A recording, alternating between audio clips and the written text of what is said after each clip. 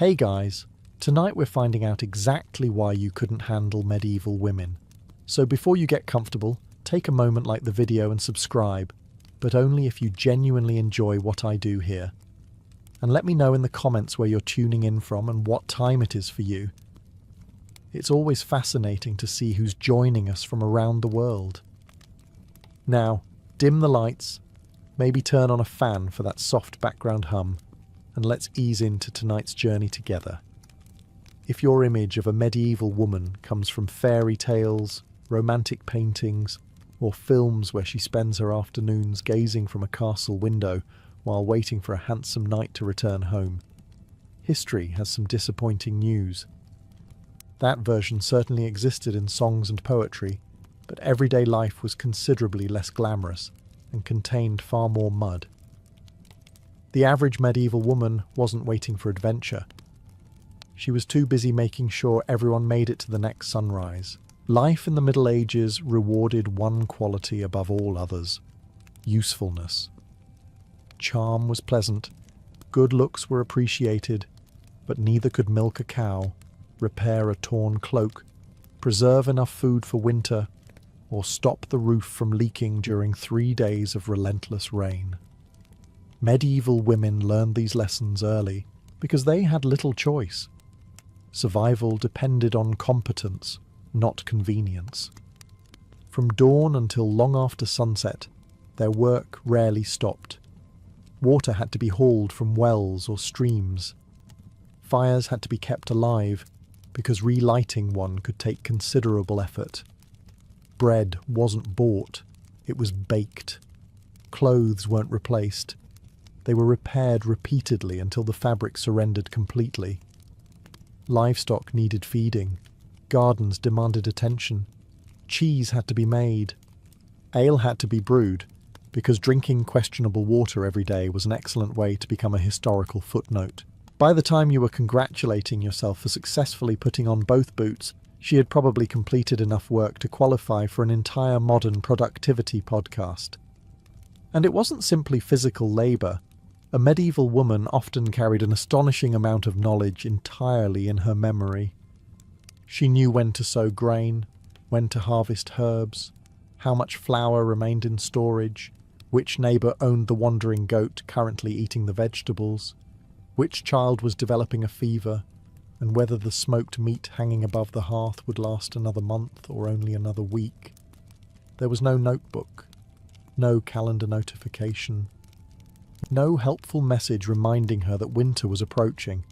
Winter had an unfortunate habit of reminding people itself. Even among the nobility, life was hardly one endless banquet.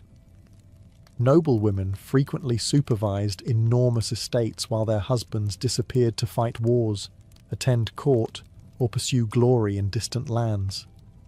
Someone still had to collect rents, oversee servants, settle disputes between tenants, inspect harvests, and make sure enough food reached everyone living on the estate. The castle didn't magically organise itself. Despite what fantasy stories occasionally suggest, castles were less like luxury hotels and more like oversized businesses that happened to have defensive walls. If something went wrong, hundreds of people could feel the consequences. This is where many modern assumptions begin to fall apart. Medieval women were not passive passengers in history. They were managers, planners, healers, negotiators, farmers, merchants, mothers, and problem solvers. Their responsibilities were rarely optional because there simply wasn't anyone else available to do them. The Middle Ages had a wonderfully efficient management philosophy. If you were capable of doing the job, congratulations. It was now your permanent job. Annual performance reviews were replaced with something much simpler: whether everyone survived the winter. By the end of this journey, you'll probably discover something unexpected. The difficult part about living with a medieval woman wouldn't have been her expectations. It would have been realizing she could meet every one of them herself. And she'd quietly notice that you couldn't. If you believe waking up before 7 in the morning is an impressive achievement, a medieval woman would probably have considered you halfway through your lunch break. The day often began long before sunrise. Without electric lights, people naturally followed the rhythm of daylight, but work couldn't always wait for the sun to appear. Fires needed attention before they died completely during the night. Animals expected feeding regardless of the weather. Bread dough had to be prepared hours before anyone planned to eat it. Water had to be fetched before the household became busy. There was no snooze button. The rooster was the snooze button. And he was famously terrible at customer service. For peasant women, the morning could begin with carrying heavy wooden buckets from a village well or nearby stream. Depending on where they lived, that might mean several trips every single day. Water was needed for drinking, cooking, washing, brewing ale, feeding livestock, and cleaning.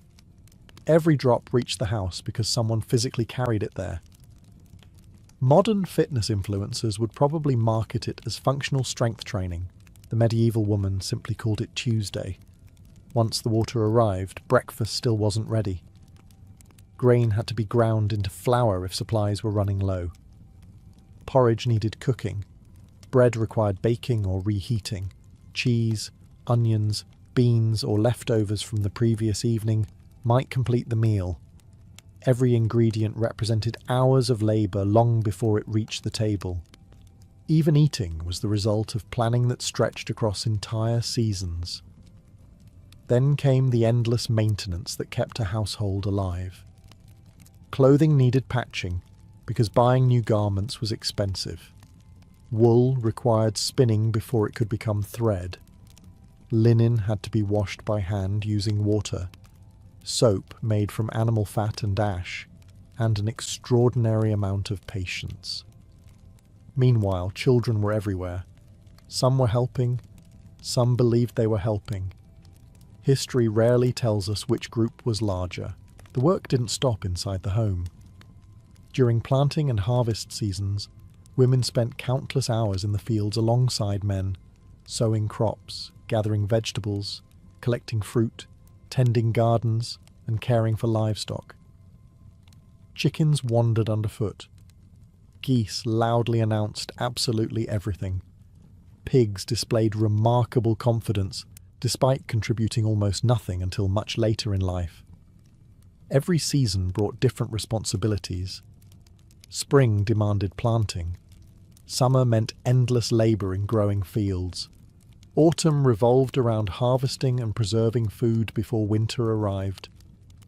Winter itself became a careful balancing act of rationing supplies, while continuing countless indoor tasks. There were no quiet months, only different kinds of busy. Looking back, it's tempting to imagine medieval women as simply hard-working. That almost understates the reality. They weren't just hard-working. They were the engines that kept medieval society running, often before everyone else had even finished waking up. One of the quickest ways to misunderstand the Middle Ages is to imagine the husband making every decision, while his wife quietly nodded in agreement somewhere in the background. Reality was considerably less convenient. The medieval household functioned less like a dictatorship and more like a business that desperately needed two capable managers. If one stopped working, the entire operation could collapse with surprising speed. Unlike today, there was no insurance company, repair service, supermarket, or emergency delivery waiting to rescue a family from poor planning. Every household was essentially its own small enterprise, and medieval women were often its chief operating officers. A typical home had inventories to manage, food supplies to monitor, livestock to care for, tools to maintain, clothing to produce and repair, servants or labourers to supervise if the family could afford them, and children to raise into productive adults before they discovered creative new ways to accidentally injure themselves. Children, it turns out, have always been remarkably inventive. A capable wife knew exactly how much grain remained in storage without opening every sack. She understood how many eggs the hens usually produced each week, which cow gave the richest milk, how much firewood would survive a harsh winter, and whether it was time to slaughter a pig before feeding it became more expensive than keeping it alive. That wasn't trivia. It was economics. Modern households worry about monthly budgets. Medieval households worried about whether February would arrive before the cheese ran out. Money itself was only part of the equation. Much of medieval wealth existed in the form of land, animals, stored food, tools, cloth, and labour. Managing those resources required constant attention because nearly everything depended on the weather. A few weeks of heavy rain could ruin crops. A disease among livestock could erase years of careful planning. One failed harvest might affect an entire village. There wasn't much room for careless decisions, which is why practical intelligence earned enormous respect. In towns and cities, wives often worked directly alongside their husbands. Bakers' wives baked. Blacksmiths' wives kept accounts, negotiated with customers, purchased materials, and sometimes helped with production. Brewers' wives produced ale that neighbours bought regularly. Market stalls were frequently run by entire families, with women handling sales as confidently as anyone else. If her husband left for several weeks or months, the business usually didn't close. She simply continued running it. Among the nobility, the responsibilities became even larger. A lady of a great estate might oversee dozens of servants, hundreds of acres of farmland, rents from tenants, food stores, legal disputes, repairs to buildings, and correspondence with neighbouring lords. When her husband travelled to court or joined a military campaign, someone still had to ensure the estate remained profitable. That someone was usually her. So when people picture medieval women as standing quietly behind powerful men, history offers a gentle correction. Quite often, they were standing beside them. And every so often, they were standing in front, reminding everyone that somebody actually needed to keep the place running. Long before smartphones remembered birthdays, maps remembered directions, and search engines remembered absolutely everything else. Medieval women relied on a remarkable piece of technology, their memory, and it had to be good. There was no notebook hanging on the kitchen wall listing supplies for the week. No calendar reminding anyone that winter was only a few months away. No helpful recipe website explaining how to preserve meat or make cheese. Most ordinary women couldn't simply reach for a written manual, and even those who could read often lived in households where books were expensive enough to be treated almost like family treasures. Knowledge lived inside people's heads, especially hers. A medieval woman needed to remember which field had produced the best harvest the previous year, when certain herbs should be gathered, how long smoked meat would remain edible, which hens laid the most eggs, which neighbours could be trusted to return borrowed tools, and which ones mysteriously developed permanent ownership whenever they borrowed a shovel. Some traditions truly stand the test of time. She also remembered family histories, marriages, debts, promises, feast days, local customs, recipes, remedies, and enough practical information to keep an entire household alive through changing seasons. For many families, she became the household archive. If someone asked how much grain remained after last winter, she knew. If someone wondered whether enough wool had been spun to make new clothing before autumn, she knew. If someone questioned whether the family had already paid rent to the local lord, she definitely knew. Convenient memory loss was surprisingly difficult around people like that. Memory also meant experience. Every year added another collection of lessons about weather, crops, illnesses, childbirth, livestock, and human nature. Older women became respected not simply because they were older, but because decades of observation had transformed into practical wisdom. Young people often learned by watching them.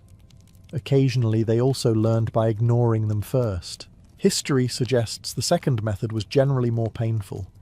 Many remedies, cooking techniques, and household skills were never written down at all. Mothers taught daughters. Grandmothers taught grandchildren. Neighbours exchanged advice during long hours of spinning wool or working together at harvest time. Entire generations passed knowledge forward through conversation and repetition. It wasn't a formal education, yet it was astonishingly effective. Today we become mildly uncomfortable if the internet disappears for 20 minutes. A medieval woman could lose an entire written library and still remember enough information to keep a family fed, clothed, and healthy, because the most valuable reference book was already stored in her mind. So if you arrived hoping to impress everyone by recalling a few interesting facts, you might discover an unfortunate truth. She wasn't competing in a trivia contest. She was carrying an encyclopedia, and unlike yours, hers had already been tested by real life. If you've ever imagined medieval women quietly agreeing with everything their husbands said, history would like to file a formal complaint. The Middle Ages were full of disagreements. Families argued over land, inheritance, livestock, marriage arrangements, borrowed tools, unpaid debts, wandering pigs, broken fences, and whose sheep had once again demonstrated an impressive talent for ignoring property boundaries. Since most people lived in tightly connected communities where everyone knew everyone else, simply storming away forever wasn't really an option. You would almost certainly see the same people tomorrow, and the day after that, probably at church. Arguments, therefore, had to accomplish something. A capable medieval woman quickly learned that shouting rarely solved practical problems. Persuasion, memory, patience, and occasionally a perfectly timed look of disappointment could prove far more effective. History never records the exact power of that look. Perhaps scribes were afraid to describe it. Many women became remarkably skilled negotiators because daily life demanded it. They bargained with merchants over prices, discussed rents with landlords, arranged marriages with neighbouring families, managed servants, settled disputes among children, and occasionally reminded husbands that buying another horse before repairing the barn might not represent the strongest financial strategy. Medieval bookkeeping often happened entirely inside someone's head. Ignoring the person who remembered every expense was generally considered unwise. Within villages, reputation mattered almost as much as money. A family known for honesty found it easier to borrow equipment, receive help during harvest, or arrange favourable marriages. A family known for constant quarrels often discovered that neighbours suddenly became very busy whenever assistance was needed. Strangely enough, this remains one of history's more enduring traditions. Women played a huge role in protecting that reputation. Every conversation at the village well, every market visit, every church gathering quietly strengthened or weakened a family's standing within the community. Words carried surprising weight. Once spoken, they travelled faster than anyone on horseback. In noble households, diplomacy became even more important. Ladies welcomed important guests, oversaw feasts, maintained relationships with neighbouring families, and helped preserve political alliances. A careless insult at dinner could create problems lasting years. A thoughtful conversation could prevent them entirely. Being gracious wasn't merely polite. It was practical politics. This is one reason medieval literature so often praises wisdom alongside beauty. Intelligence wasn't simply attractive, it was useful. The woman who could calm a disagreement before it became a feud might save her family from years of unnecessary conflict. Meanwhile, if you entered an argument armed with confidence but very few facts, you probably wouldn't enjoy the outcome. She remembered exactly who promised what, who failed to keep that promise, what happened the last 3 times someone suggested your brilliant idea, and why repeating it would almost certainly end the same way.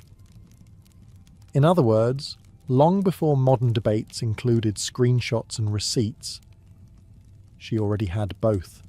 only they were stored in her memory instead of her phone.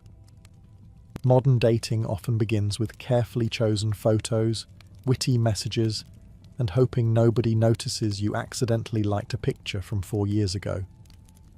Medieval courtship was rather less forgiving. There was no opportunity to create an impressive first impression online because there was no online. There wasn't much room for pretending to be someone else either.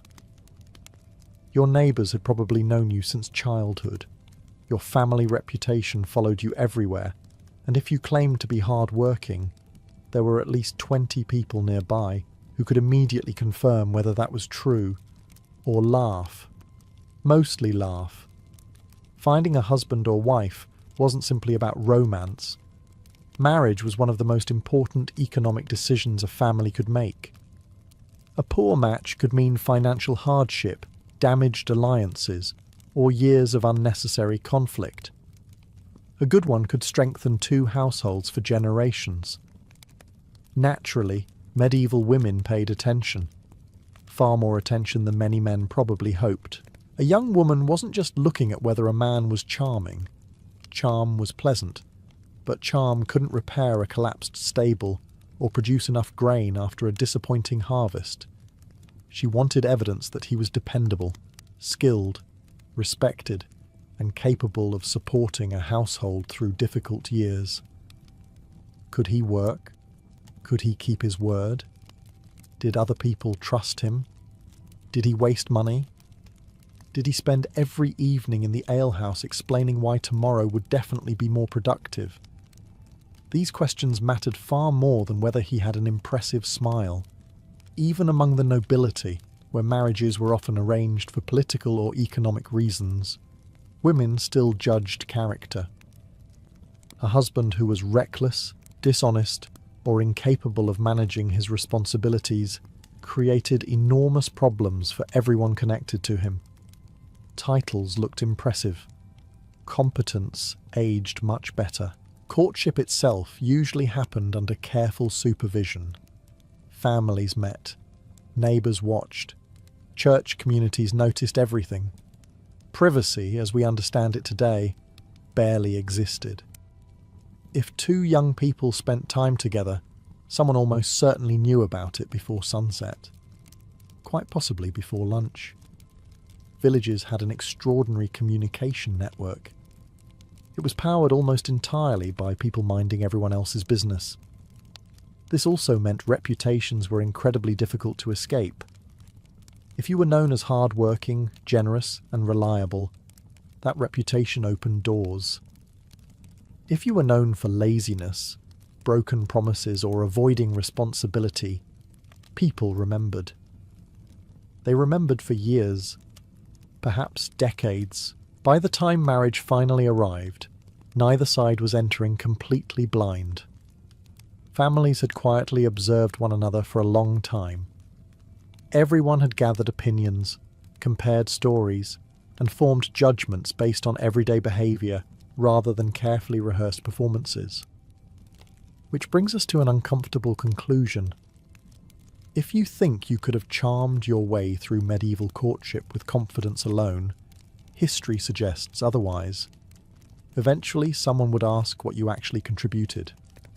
And unlike today, saying you were still figuring things out was unlikely to inspire much confidence. One of the most persistent myths about the Middle Ages is that women spent their lives waiting for a brave knight to rescue them from one disaster after another. History politely disagrees. Most medieval women were far too busy solving their own problems to wait for someone riding in on horseback. In fact, if a knight did arrive unexpectedly, her first concern was probably whether she now had another hungry mouth to feed. Heroism is admirable, but it consumes a surprising amount of bread. The truth is that medieval life rarely paused because the men were away. Wars continued for months or even years. Pilgrimages took travellers across Europe. Merchants disappeared on long trading journeys. Some men never returned at all, whether through disease, battle, or simple bad luck. Life carried on regardless. Someone still had to milk the cows before sunrise. Someone still had to organise the harvest. Someone still had to collect rents, supervise workers, repair buildings, prepare food, and make certain the children reached adulthood with approximately the correct number of limbs. That someone was very often the woman of the house. Widowhood, while tragic, was not unusual during the Middle Ages. Disease, warfare, and dangerous working conditions meant many women suddenly found themselves responsible for farms, workshops, inns, or businesses. Remarkably, many succeeded. Medieval legal records are filled with widows signing contracts, managing property, hiring workers, lending money, and defending their rights in court. Some became wealthier after their husbands' deaths because they controlled businesses they had already helped run for years. The paperwork simply caught up with reality. Even noble women regularly stepped into leadership roles whenever circumstances demanded it. While husbands served kings or fought overseas, wives governed estates that included villages, forests, mills, churches, and hundreds of tenants.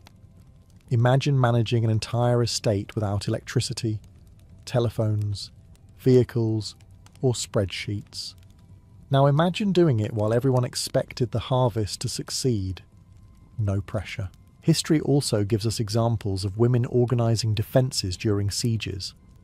They supervised supplies, encouraged defenders, negotiated with attackers, and occasionally took direct command when no one else remained capable. It turns out stone walls don't defend themselves. Neither do frightened soldiers. Perhaps the greatest misunderstanding is assuming strength always looked dramatic. Most medieval women never carried swords into battle or wore armour. They carried responsibility, every single day. They endured exhausting work, harsh winters, failed harvests, epidemics, and constant uncertainty without expecting applause. Survival itself became an achievement measured one ordinary day at a time. So if you picture yourself arriving in a medieval village expecting to impress everyone with tales of modern convenience, you may receive a rather different reaction. The woman standing beside the well has already survived 3 failed harvests, buried family members during an epidemic, rebuilt part of her home after a storm, and somehow still produced enough ale for tonight's supper. Compared to that, remembering to charge your phone suddenly feels like a fairly modest accomplishment.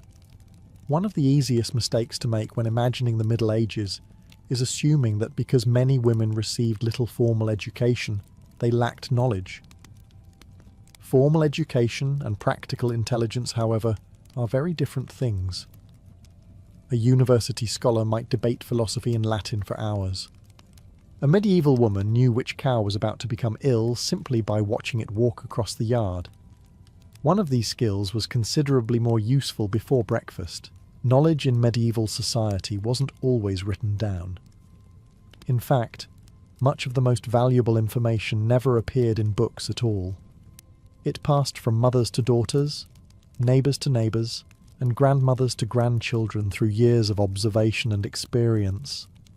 How long should cheese age before eating? Which herbs helped calm a fever? How could grain be stored without attracting mice? When should fruit be picked before the weather turned? Which family secretly watered down their ale before selling it at market?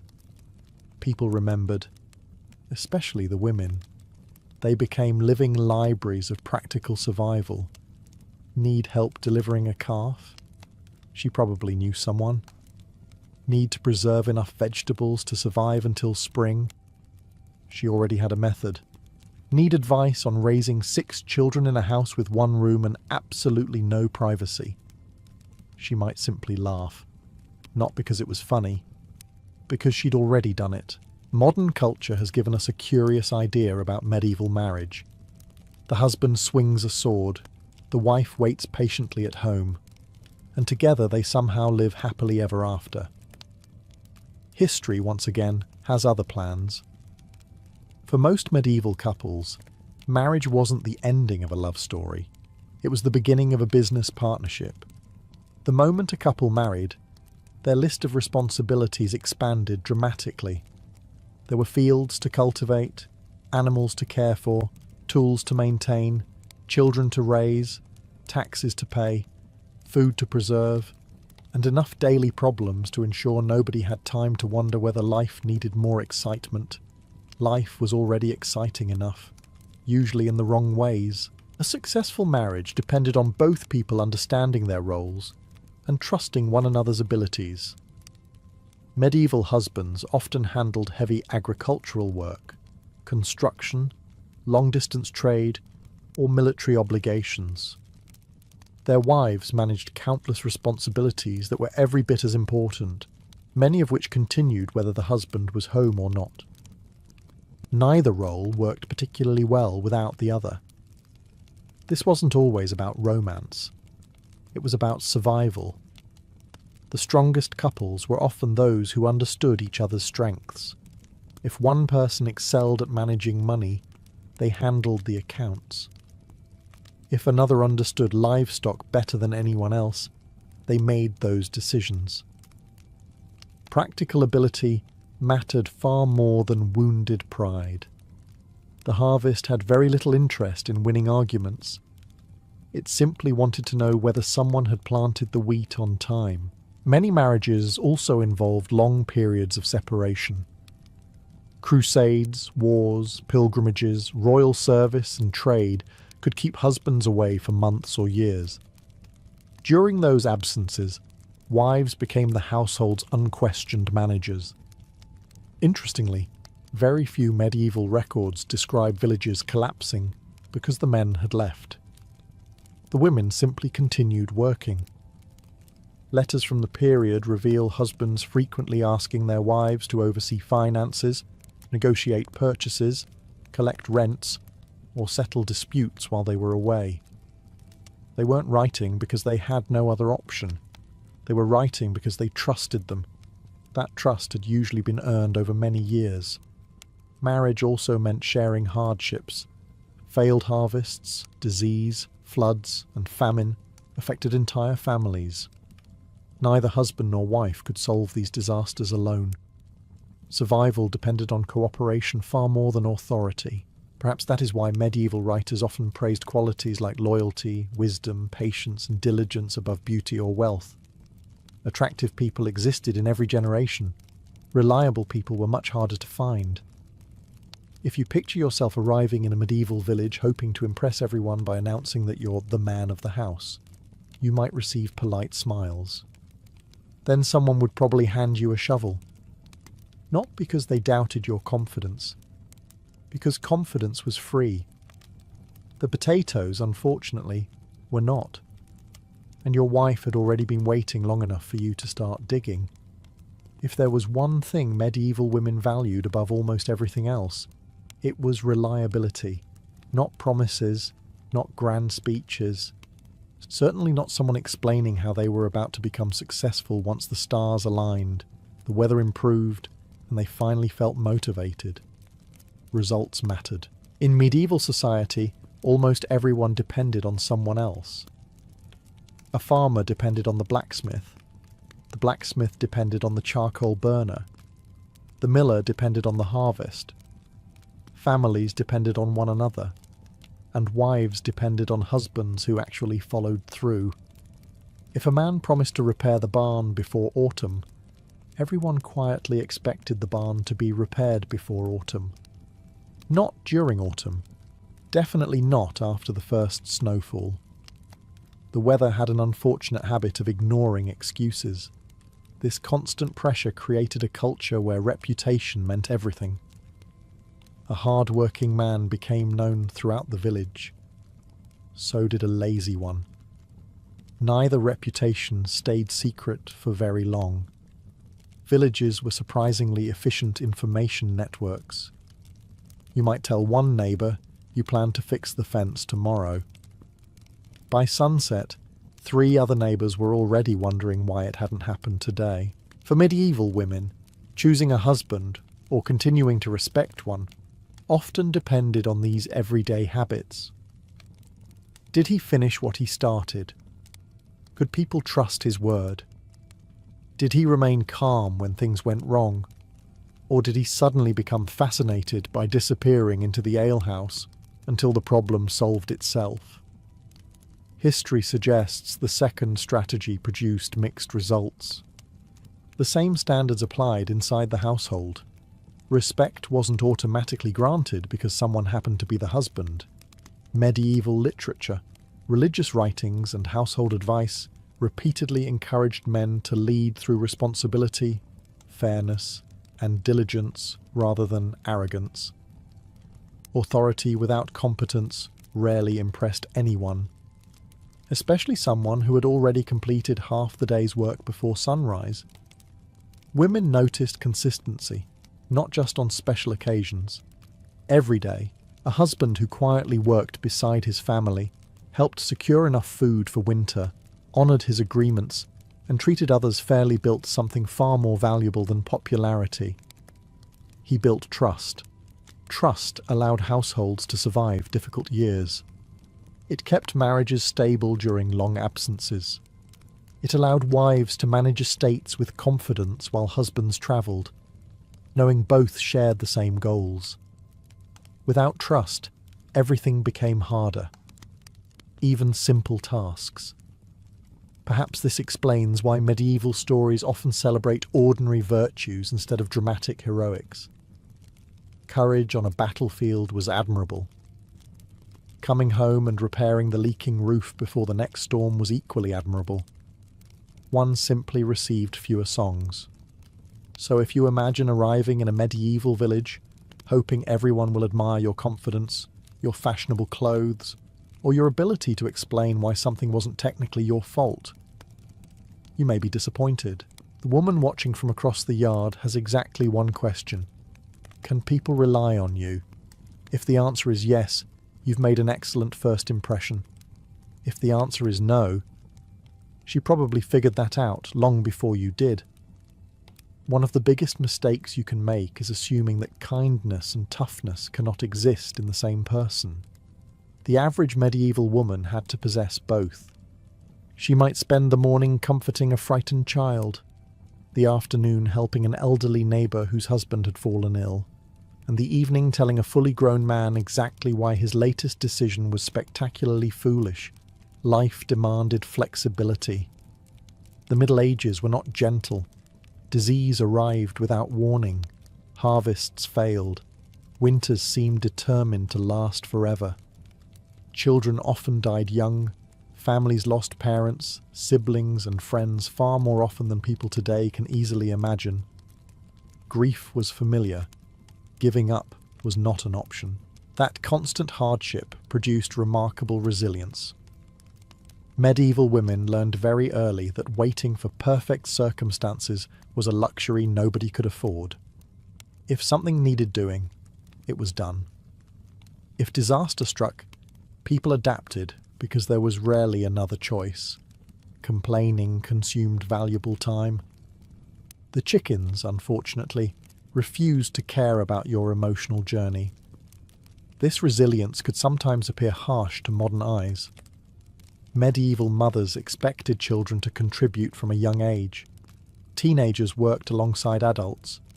Daughters learned household responsibilities years before they became wives themselves.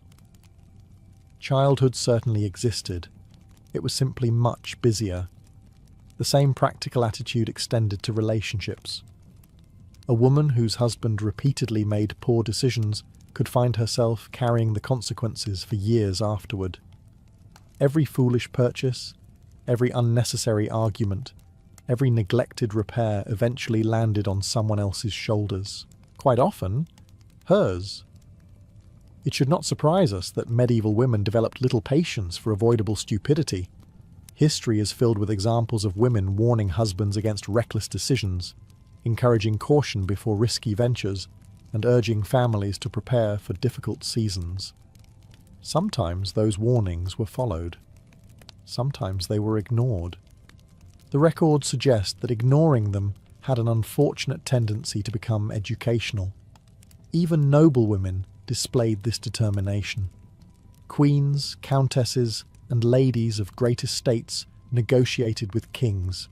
confronted rebellious nobles, defended family interests, and protected their children with astonishing persistence. They understood that hesitation could be interpreted as weakness. Confidence was not reserved for men, neither was courage. Perhaps this is why so many medieval chronicles quietly admire women who remained calm during catastrophe. While panic spread through entire communities, they continued organizing food, caring for the sick, directing servants, comforting frightened children, and making practical decisions. Someone had to keep thinking clearly. Usually someone did. So if you imagine yourself arriving in the Middle Ages hoping to impress everyone with confidence alone, remember one small detail. The woman standing beside you has survived famine, disease, political chaos, failed harvests, and probably 3 neighbours convinced they knew better than everyone else. You would not be the first person she had quietly decided needed more work and fewer opinions. It's easy to imagine that medieval women only held influence inside their own homes. History quietly disagrees. Across medieval Europe, countless women shaped politics, managed kingdoms, negotiated peace, financed armies, advised rulers, and occasionally frightened powerful men who were perfectly comfortable charging into battle, but suddenly became much less confident when confronted by a determined queen. Armour, it seems, offered very little protection against good judgment. Even ordinary women exercised influence far beyond their front doors. Village elders frequently consulted experienced wives and widows because they understood local families, remembered old agreements, and knew who could be trusted. Their opinions carried weight not because a law demanded it, but because they had earned respect through decades of practical wisdom. Experience has always been difficult to argue with. At the highest levels of society, noble women became indispensable. While kings travelled across their realms or fought distant wars, queens often governed in their absence. They signed official documents, heard legal disputes, supervised royal finances, welcomed foreign ambassadors, and ensured the machinery of government continued operating. The kingdom didn't simply pause because the king was away. Someone still had to keep everything from falling apart. Many noble women also became skilled diplomats. Marriage connected powerful families across Europe, meaning queens and princesses often communicated with rulers in several different kingdoms. They carried messages, eased tensions, negotiated alliances, and sometimes prevented wars before swords ever left their scabbards. That required intelligence and an extraordinary amount of patience. Imagine trying to convince 2 medieval kings not to fight each other. Now imagine succeeding. Some women even became military leaders when circumstances demanded it. During sieges, they organised defences, rationed supplies, inspired exhausted defenders, and negotiated with attacking armies. Medieval chronicles occasionally describe women standing on castle walls directing preparations, while everyone else wondered how much longer they could hold out. Apparently, leadership looks remarkably convincing when everyone is depending on you. What makes these stories remarkable is not that women occasionally held authority. It's that many people around them accepted it when competence was obvious. The Middle Ages could be deeply traditional, but necessity had a habit of ignoring tradition. If the most capable person available happened to be a woman, kingdoms, castles, and villages often relied upon her regardless. Survival rarely cared about appearances.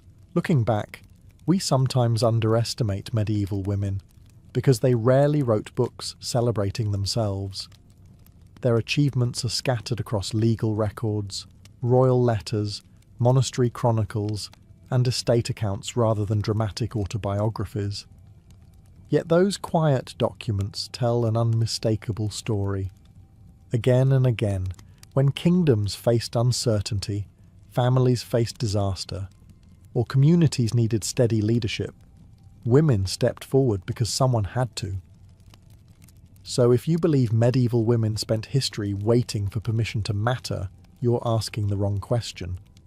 The better question is this: how many times did history succeed only because they never waited at all?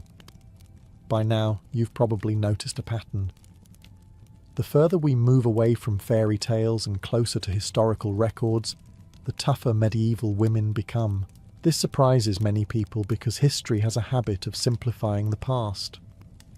Over the centuries, countless stories reduced medieval women to two familiar roles. They were either helpless maidens waiting to be rescued, or elegant noble ladies spending their days sewing by the window while composing poetry. Neither picture survives contact with reality. The overwhelming majority of medieval women were neither. They were simply busy. Part of the misunderstanding comes from the fact that medieval society certainly gave men and women different responsibilities. Men generally fought wars, ploughed heavy fields, and performed physically demanding labour. Women managed households, produced clothing, preserved food, raised children, cared for livestock, assisted with harvests, brewed ale, worked in family businesses, and kept communities functioning. Different jobs, not easier ones. In fact, historians often point out that the average medieval woman probably worked just as many hours as the average man, sometimes more. Especially during harvest season, when sleeping became something people vaguely remembered doing. Modern audiences also underestimate how physically demanding everyday life really was. Grinding grain, washing clothes by hand, carrying water, chopping vegetables, stirring enormous cooking pots over open fires, spinning wool, weaving cloth, gathering firewood, tending gardens, and preserving food required constant movement. There was no gym membership. Life itself was the workout. Perhaps that explains why nobody needed motivational videos explaining how to stay active. Surviving until winter was generally motivation enough.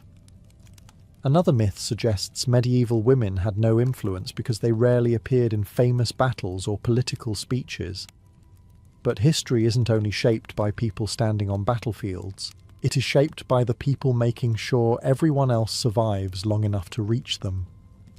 Every successful harvest, every child raised into adulthood, every household that survived another difficult winter, every business that continued operating while its owner travelled, every estate that remained prosperous despite years of war.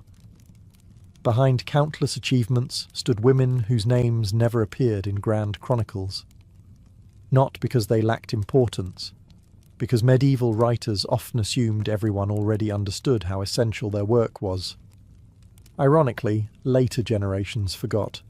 So when someone claims medieval women lived quiet, passive lives, they're usually describing an imaginary Middle Ages that never truly existed. The real women of medieval Europe were practical, intelligent, resilient, and astonishingly capable. Which brings us to one final uncomfortable thought. If you somehow found yourself transported back 800 years, you probably wouldn't spend much time teaching a medieval woman how to survive. She would almost certainly spend the first week teaching you. Assuming, of course, you managed not to lose the family's only goat before breakfast. After everything we've seen tonight, one conclusion becomes difficult to avoid. You probably wouldn't struggle in the Middle Ages because of the castles, or the plague, or even the complete absence of indoor plumbing, which deserves its own moment of silence. You would struggle because you'd be surrounded by people whose everyday abilities had been sharpened by necessity from the moment they could walk, especially the women. For the average medieval woman, competence wasn't an impressive personality trait. It was the minimum requirement for getting through another week. She understood seasons without checking a weather app. She knew how to preserve food that had to last for months, not days. She could repair clothing instead of replacing it, recognize the first signs of illness before it became dangerous, organize an entire household with almost no written records, and make hundreds of practical decisions every single day without expecting praise. If something broke, she fixed it. If someone became sick, she adapted. If winter arrived earlier than expected, she found a way to stretch the family's supplies, not because she enjoyed impossible challenges, because there wasn't another option. Modern life has quietly removed many of these responsibilities from our daily routines. We buy bread instead of baking it. We replace clothes instead of repairing them. We call specialists instead of becoming one ourselves.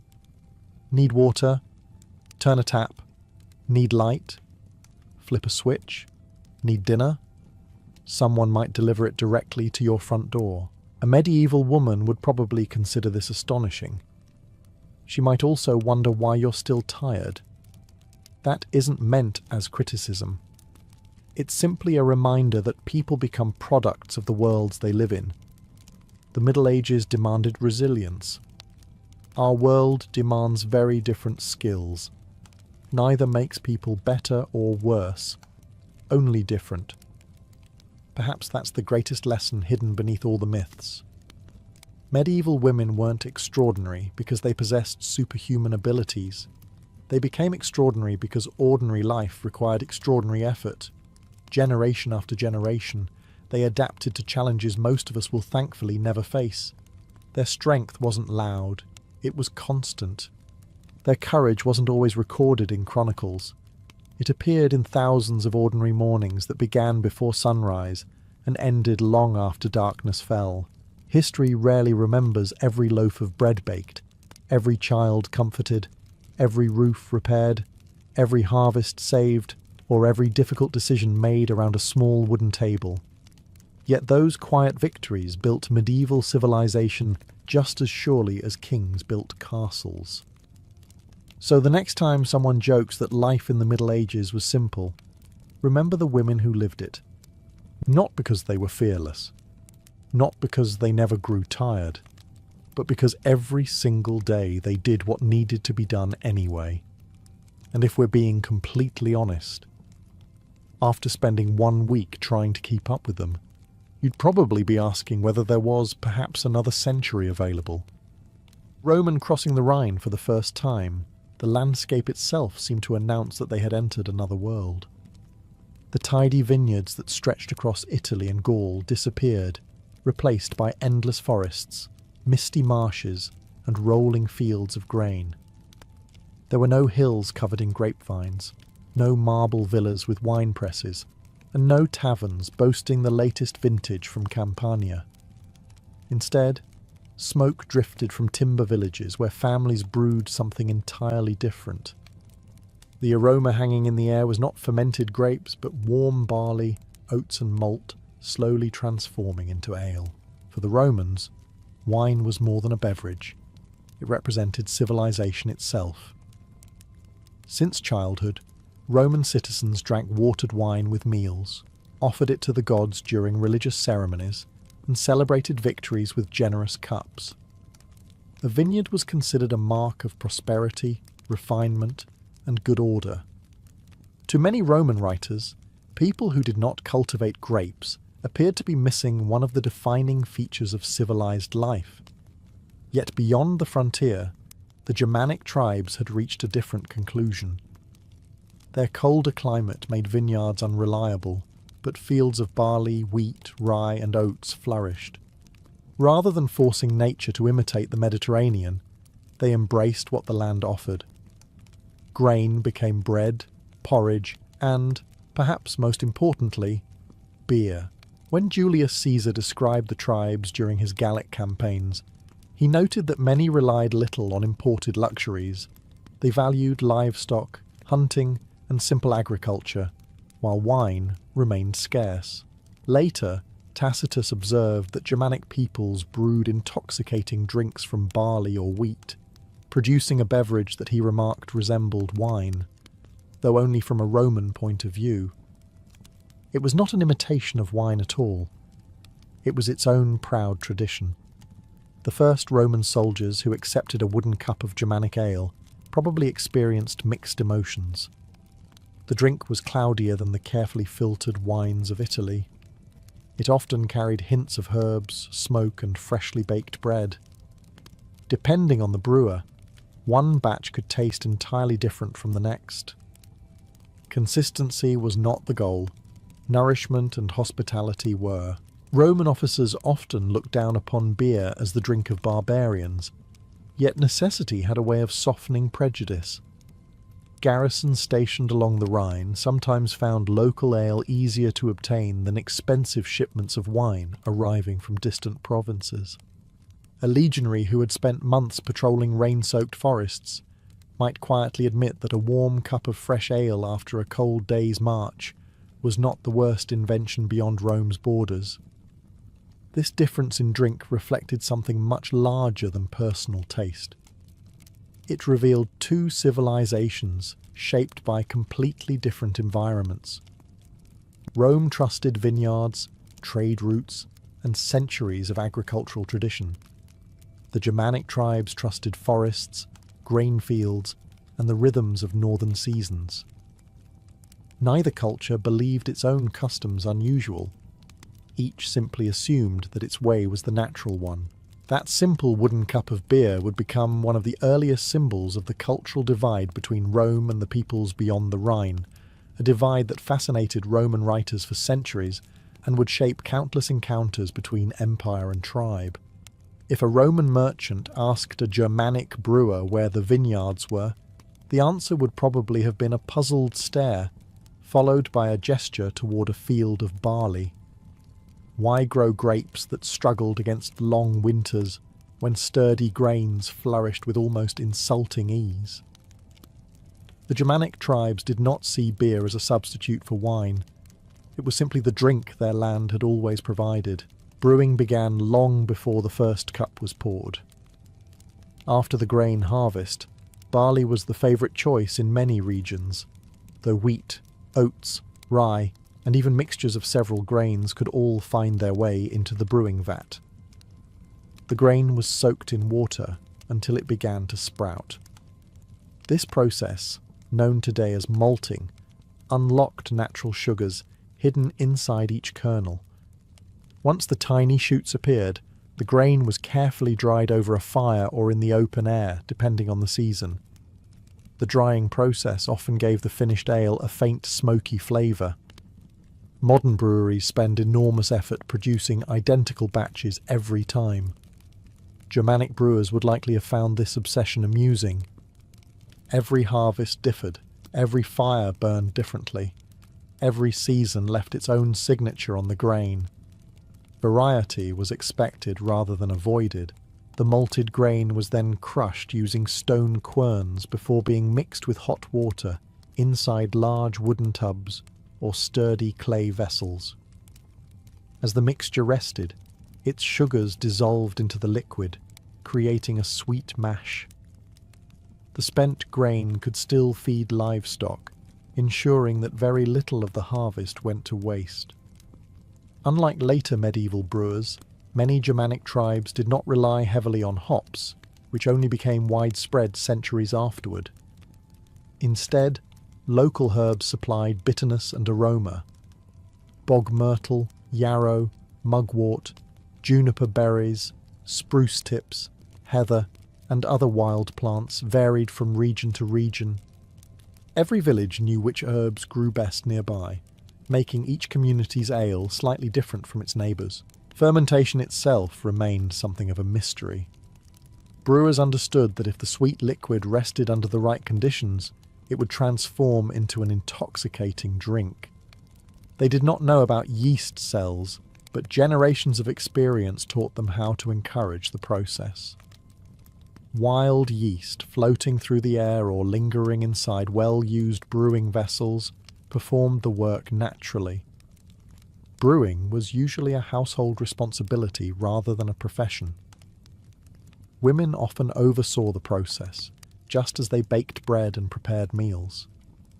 A successful brewer earned respect within the community because poor beer wasted valuable grain, while good beer nourished both family and guests. Ale was often safer to drink than stagnant water, especially after the boiling process eliminated many harmful impurities. To Roman observers, these rustic breweries seemed remarkably simple compared to the organised wine estates of Italy. There were no elegant presses carved from stone, no vast underground cellars lined with amphorae, and no merchants arguing over vintages. Yet behind these modest wooden buildings stood centuries of practical knowledge perfectly suited to northern Europe. The Romans admired engineering. The Germanic tribes mastered adaptation. Their beer was proof that civilization could take very different forms, even when built around something as ordinary as a humble field of barley. Once the beer was brewed, its true purpose was only beginning. Germanic ale was not meant to sit quietly in storage while aging into an expensive vintage. It was meant to be shared. The centre of that sharing was the Great Hall, a timber building that served as dining room, council chamber, courtroom, and, when necessary, recruiting office for the next war band. To Roman visitors, these smoky halls looked rough around the edges. To the tribes who gathered inside them, they were the beating heart of society. As evening settled over the village, people drifted toward the hall carrying benches, baskets of bread, roasted meat, smoked fish, cheese, and wooden drinking cups. Fires crackled in the central hearth while smoke escaped through openings in the roof, although not all of it seemed particularly eager to leave. Spending an evening inside often meant accepting that you would smell like a campfire until your next bath, which, depending on the season, might not be tomorrow. The chieftain occupied the seat of honour, but his position depended on more than inherited authority. A successful leader was expected to be generous. He distributed food, gifts, weapons, and above all, drink. The ability to provide abundant ale demonstrated that his household was prosperous enough to support loyal followers. A stingy chief risked seeing ambitious warriors drift toward a rival who filled cups more freely. Roman authors recognized this relationship between hospitality and power. Tacitus observed that Germanic leaders maintained influence through personal loyalty rather than the rigid bureaucracies familiar to Rome. Feasts played a vital role in reinforcing these bonds. Every shared cup reminded warriors that their fortunes were tied to the generosity of their leader. Conversation flowed as steadily as the ale. Elders recounted family histories stretching back generations. Hunters described successful expeditions into the forests. Traders returned with stories of distant peoples and strange customs. Young warriors listened carefully, learning the values expected of them long before they ever stood in battle. Poets and singers also held an honoured place. Long before histories were written down, heroic deeds survived through memory and performance. Songs celebrated victories, mourned fallen companions, and preserved the reputations of ancestors whose names might otherwise have vanished. The rhythm of drinking and storytelling reinforced one another, with each toast inviting another tale from the past. Disagreements certainly occurred. Roman writers occasionally remarked that important matters were discussed during feasts, partly because men spoke more openly after drinking. Tacitus even noted that tribes sometimes debated significant political questions while intoxicated, then revisited those decisions sober the following day. The first discussion encouraged honesty, while the second allowed careful judgment. It was an unusual system from a Roman perspective, yet not entirely without logic. Women also participated in many gatherings, though customs varied between tribes. They served food and drink, cared for guests, and in some communities offered respected opinions during important discussions. Roman observers frequently commented on the comparatively high regard many Germanic societies showed toward women, especially within the household. To a Roman senator, political authority belonged in marble forums beneath towering temples.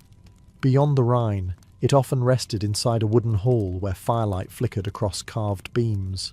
Stories echoed through smoky air, and friendships were measured one overflowing cup of ale at a time. As Roman armies pushed deeper into Germania and merchants ventured beyond the frontier, they returned with stories that fascinated audiences back home. They spoke of towering forests, fierce warriors, and villages where beer flowed more freely than wine ever could. Roman writers eagerly recorded these observations, although they often viewed them through the comfortable lens of their own culture. To many of them, beer was not simply a different drink. It was evidence that these northern peoples lived according to entirely different rules. One of the most influential voices was Tacitus, writing in the late 1st century. His work, Germania, remains one of the most valuable Roman accounts of the tribes beyond the Rhine. He described their beverage as one made from barley or wheat that had been fermented into something resembling wine. It was a polite description, though one can almost imagine a Roman reader raising an eyebrow at the comparison. To someone raised on Italian vintages, ale seemed coarse and unfamiliar. Tacitus also remarked that the Germanic tribes were enthusiastic drinkers. According to him, they often spent entire days and nights at feasts, with drinking continuing until exhaustion or sleep finally brought the gathering to an end. Yet his account carried an interesting contradiction. While he criticised their fondness for alcohol, he also praised many of the same people for qualities that Romans admired: bravery, loyalty, honesty, and a surprising lack of greed. Julius Caesar, writing nearly a century earlier, painted a somewhat different picture. During his campaigns in Gaul, he claimed that several Germanic groups deliberately limited their access to imported wine. He believed they feared luxury would weaken discipline and soften the character of their warriors. Whether this policy existed everywhere is uncertain, but it reveals something important. Even Roman observers recognized that many tribes valued toughness over comfort. Archaeology has complicated these ancient descriptions. Excavations across Germany, Denmark, and neighbouring regions have uncovered drinking vessels ranging from simple wooden cups to beautifully crafted horns decorated with bronze and silver. Some elite graves even contained imported Roman glassware alongside local drinking equipment. Clearly, the tribes appreciated fine craftsmanship, whether it came from their own artisans or Roman traders. Roman writers also tended to exaggerate when describing drunkenness. Ancient authors often emphasized dramatic details to entertain readers or reinforce stereotypes. Describing barbarians as excessive drinkers fit neatly into the Roman belief that they themselves represented moderation and order. The reality was almost certainly more balanced. Beer accompanied daily meals, seasonal festivals, religious ceremonies, and political gatherings.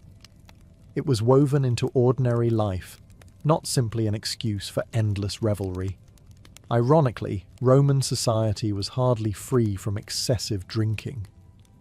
Banquets in wealthy households could stretch late into the night, with guests reclining on couches while servants constantly refilled wine cups.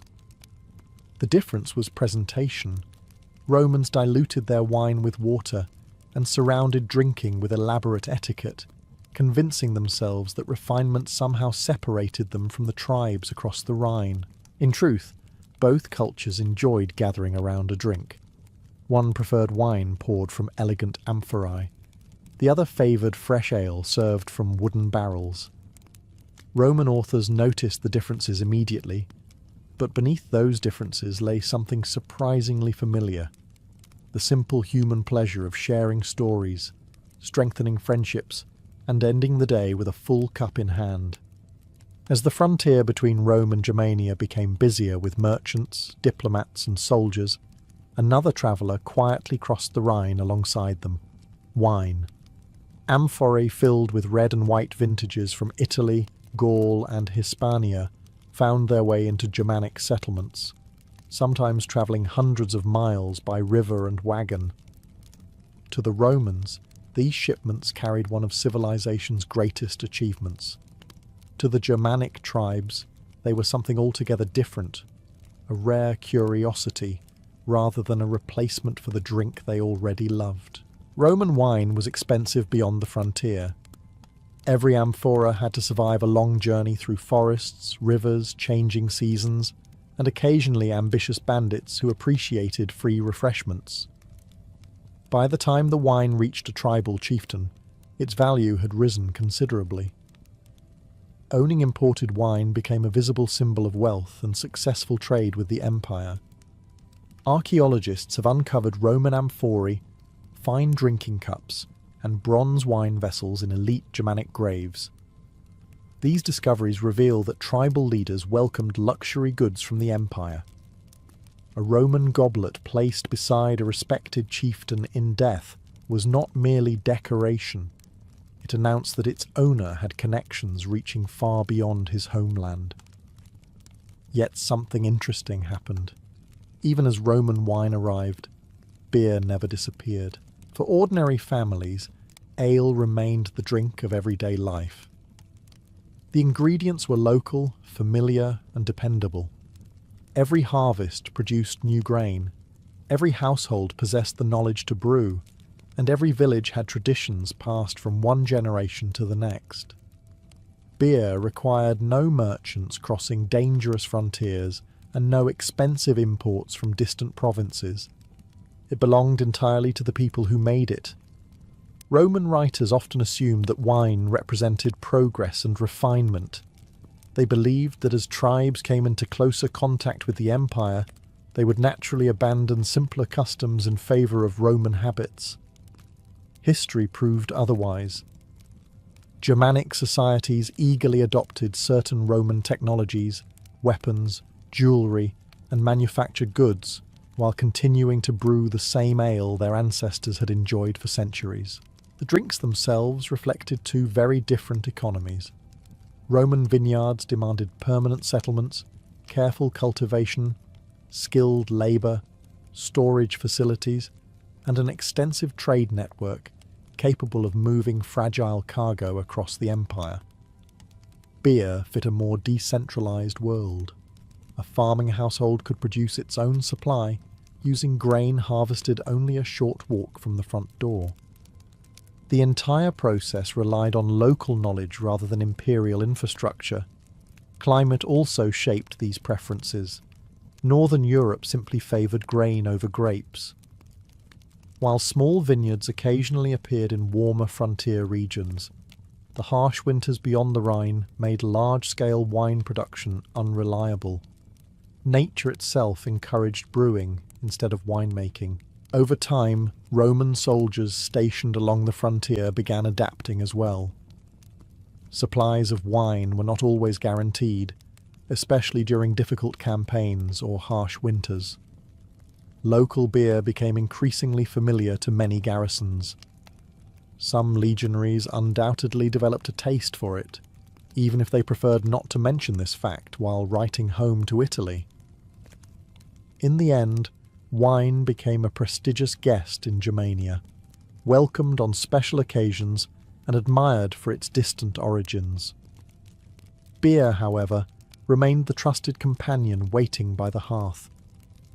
One represented connection to the greatest empire of the age. The other represented family, harvest, and home. Neither drink erased the other. Instead, together they told the story of two cultures learning to understand one another without ever becoming exactly the same. Long before the first spear was thrown or the first shield locked into place, another ritual often unfolded inside the great hall. The fires burned brightly, roasted meat disappeared from wooden platters, and drinking horns passed steadily from hand to hand. To a Roman observer, it might have looked like the beginning of an unruly feast.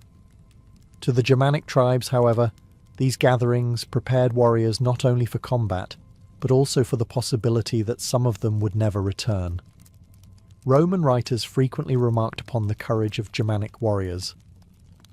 While they sometimes blamed ale for making these fighters reckless, the reality was more complex. Beer was not consumed simply to dull fear. It strengthened the bonds between men who would soon depend on one another for survival. A warrior rarely fought as an isolated individual. His reputation rested upon the loyalty of his companions and his devotion to his chieftain. Before a campaign, shared drinking reinforced those relationships. Every cup served as a reminder that each man stood beside brothers rather than strangers. When dawn arrived, those friendships would be tested beneath a rain of spears. Tacitus described the close relationship between a chief and his personal warband, known today by historians as the comitatus. Young warriors sought out respected leaders whose courage and generosity attracted followers. In return, the chief provided food, weapons, gifts, and hospitality. Ale flowed freely during these gatherings because generosity demonstrated strength. A leader who could not provide for his warriors was unlikely to keep them for long. The drinking itself followed customs that outsiders often misunderstood. Toasts honoured ancestors whose names still lived in song. Cups were raised to victories won by previous generations and to the gods believed to guide the fortunes of the tribe. Some gatherings likely included oaths, spoken aloud before witnesses, ensuring that promises carried the weight of the entire community. Roman officers were no strangers to military banquets themselves. Victorious generals celebrated with lavish dinners, and legionaries received extra rations after successful campaigns. Yet Roman discipline demanded that soldiers remain ready for orders at any moment. Germanic customs appeared far less restrained, leading Roman authors to conclude that the tribes allowed emotion to rule where Rome relied upon strict organisation. Modern historians suggest the difference was often exaggerated. While feasts could certainly become lively, no experienced chieftain wanted his finest warriors incapable of standing the following morning. A campaign required endurance as much as bravery. Excessive drunkenness before battle would have endangered everyone, and tribal leaders understood this perfectly well. Beer also played an important role after victory or defeat. Returning warriors gathered once again in the hall, this time celebrating survival or mourning those who had fallen. Songs preserved the memory of brave companions, ensuring their deeds would outlive them. The same cups that welcomed men before battle now honoured those who would never lift another. To the Romans, discipline was forged through endless drills, strict formations, and unwavering obedience. To the Germanic tribes, courage also grew around the communal table, where shared drink, shared stories, and shared promises transformed ordinary farmers into warriors, willing to stand together against one of history's greatest empires. For all their confidence, the Romans were remarkably practical people. They might joke that beer belonged to barbarians, but practicality had a habit of winning arguments that pride could not. Along the long frontier stretching from the Rhine to the Danube, Roman soldiers, merchants, and officials spent years living among Germanic communities. Eventually, many discovered that refusing the local drink was far more difficult than simply accepting another cup. A legionary stationed in northern Italy could expect regular shipments of wine from nearby vineyards. A legionary guarding a lonely fort deep along the Rhine faced a different reality. Supply wagons travelled enormous distances, roads became rivers of mud after heavy rain, and hostile raids could interrupt deliveries for weeks. Wine, once abundant, sometimes became a luxury. Beer, on the other hand, could be brewed almost anywhere grain was grown. Archaeological discovery suggests that Roman forts along the northern frontier were far from isolated outposts. Local traders regularly entered military settlements to sell food, livestock, leather, timber, and drink. Germanic ale became one of the many products exchanged between two societies that officially viewed each other with suspicion, but depended on commerce far more than either side cared to admit. Roman soldiers probably approached their first cup of ale with mixed expectations. The drink lacked the familiar sweetness and acidity of Mediterranean wine. It was thicker, often cloudy, and carried flavours of toasted grain, herbs, and sometimes a faint smokiness from the brewing fire. Some undoubtedly disliked it. Others likely discovered that after marching through cold rain for an entire day, the difference mattered far less than having something warm and filling to drink. Not every Roman considered beer completely foreign. Across the empire, people consumed grain-based beverages in regions where vineyards struggled to flourish. In Egypt, versions of beer had existed for thousands of years. In parts of Britain and Gaul, local brewing traditions were already well established before Roman conquest.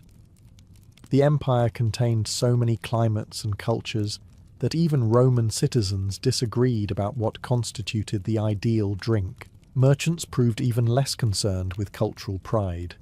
If Germanic tribes wanted Roman wine, merchants gladly sold it. If Roman garrisons developed a taste for local ale, merchants happily carried barrels instead of amphorae. Profit possessed an impressive ability to ignore philosophical debates about civilization. Some frontier settlements gradually blended customs from both worlds. Excavations have uncovered Roman pottery beside Germanic handmade ceramics, imported wine vessels alongside local drinking horns, and homes combining Roman building techniques with traditional northern designs. Beer and wine often appeared together at the same table, reflecting communities where cultural boundaries had become less rigid than official histories suggested. According to the world of Asterix, there was just one tiny village in Gaul that stubbornly refused to bow before the mighty Roman Empire. Surrounded by Roman camps with wonderfully dramatic names, defended by fearless warriors, and protected by a druid's magical potion, it stood as the last pocket of freedom after Julius Caesar conquered the rest of the country.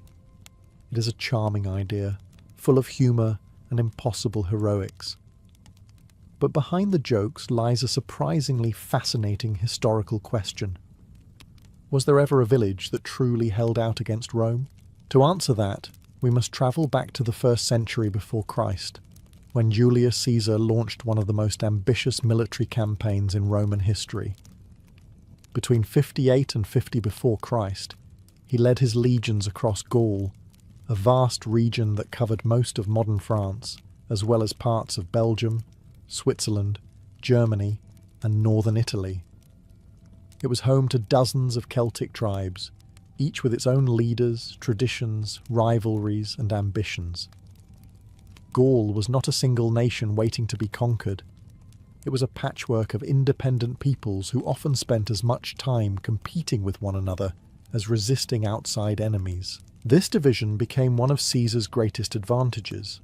Some tribes fought him fiercely from the beginning, while others chose to negotiate, remain neutral, or even ally themselves with Rome against neighbouring rivals. Caesar understood that diplomacy could win battles just as effectively as swords. Every alliance he secured weakened the possibility of a united resistance. Still, conquest was anything but easy.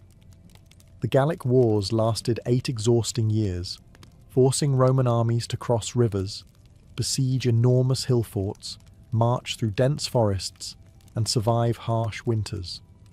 Caesar's own writings describe fierce battles against determined opponents who knew the land far better than his soldiers. Whether every detail in his account is entirely trustworthy is another matter. After all, Caesar was writing not only as a general, but also as a politician eager to impress the people back in Rome. Victories tend to sound even more impressive when your own pen records them.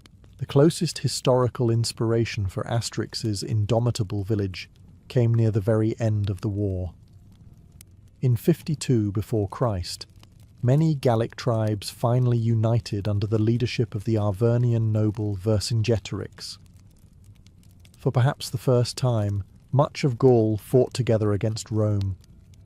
It was a remarkable achievement, though it arrived rather late. The decisive struggle took place at the hill fort of Alesia. There, thousands of Gallic warriors held out behind powerful defences, while Caesar surrounded them with extraordinary siege work stretching for miles. Roman engineers built walls facing inward to trap the defenders, and another set facing outward to repel any relief army. It was an astonishing feat of military engineering. Unlike the cheerful comic adventures, the real story ended without a miraculous escape or a last-minute gulp of magic potion. Hunger, exhaustion, and overwhelming Roman organisation eventually forced Vercingetorix to surrender.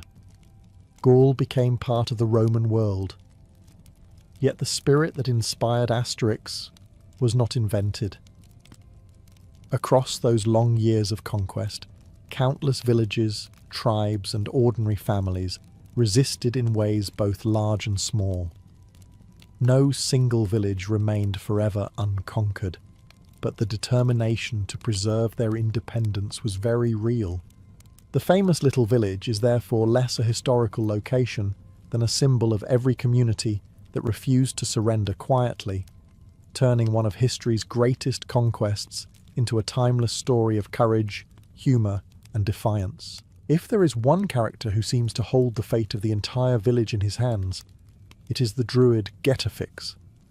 With a flowing white beard, a golden sickle, and a bubbling cauldron, he prepares the famous magic potion that transforms ordinary villagers into unstoppable champions capable of tossing Roman legionaries through the air like particularly surprised pigeons.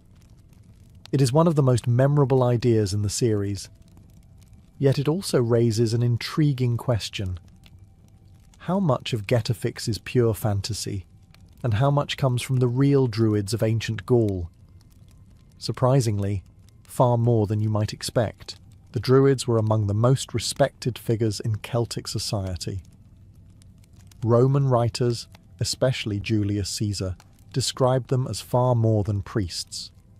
They served as judges, teachers, philosophers, healers, historians, and advisors to tribal leaders. In many communities, a druid possessed authority that rivaled even that of a chieftain. While warriors defended the tribe with swords, druids preserved its knowledge. Unlike Roman scholars, however, druids rarely wrote down their teachings. Caesar noted that they deliberately relied on memory rather than written texts. Students sometimes spent 20 years learning enormous quantities of poetry, law, genealogy, astronomy, religious traditions, and oral history before becoming full druids themselves. Imagine preparing for your final examination only to discover it covered 2 decades of lessons and absolutely no written notes. Suddenly, a short history quiz feels rather merciful, because so little was recorded by the druids themselves. Nearly everything we know comes from outsiders, especially Roman authors. This creates a problem. Roman writers admired the druids' intelligence, but also viewed them through the lens of conquest. Some accounts may be accurate, others exaggerated, and a few were probably designed to make the unfamiliar seem mysterious. What about the famous potion? There is no historical evidence that druids brewed a drink capable of granting superhuman strength. Archaeologists have uncovered no enchanted cauldrons, and Roman soldiers never reported watching a single Gaul lift an entire legionary camp with one hand. If such a recipe had existed, Caesar's conquest would almost certainly have taken much longer. That said, druids almost certainly prepared herbal remedies and medicinal mixtures. The Celtic world possessed an impressive understanding of local plants. Herbs were used to treat wounds, ease pain, reduce fevers, calm stomach illnesses, and assist healing after battle. Knowledge of forests, meadows, and rivers formed an essential part of a druid's education. To people who did not understand how these remedies worked, the effects could easily appear magical. One plant in particular became closely associated with the druids: mistletoe. The Roman writer Pliny the Elder described ceremonies in which druids harvested mistletoe growing on oak trees using a golden sickle. According to his account, the ritual was performed with great reverence because the plant was believed to possess sacred properties. Whether every detail is accurate remains debated, but the image proved unforgettable, and it clearly inspired the creators of Asterix. Getafix's golden sickle is almost certainly a playful nod to Pliny's description. The bubbling cauldron itself also has deep Celtic roots. Across Iron Age Europe, large bronze cauldrons symbolised abundance, hospitality, and ritual feasting. Some were magnificent works of craftsmanship, capable of serving entire gatherings. In Celtic mythology, magical cauldrons appeared again and again, promising endless food, wisdom, or even renewal. The comics simply combined these ancient legends with modern imagination. So while the magic potion belongs firmly in the world of fiction, the man stirring it does not. Behind Getafix stands the shadow of a real class of scholars whose wisdom shaped Celtic society for centuries. They may never have created invincible warriors, but they did preserve the beliefs, knowledge, and traditions of an entire civilization, an achievement that, in its own quiet way, was every bit as remarkable as magic.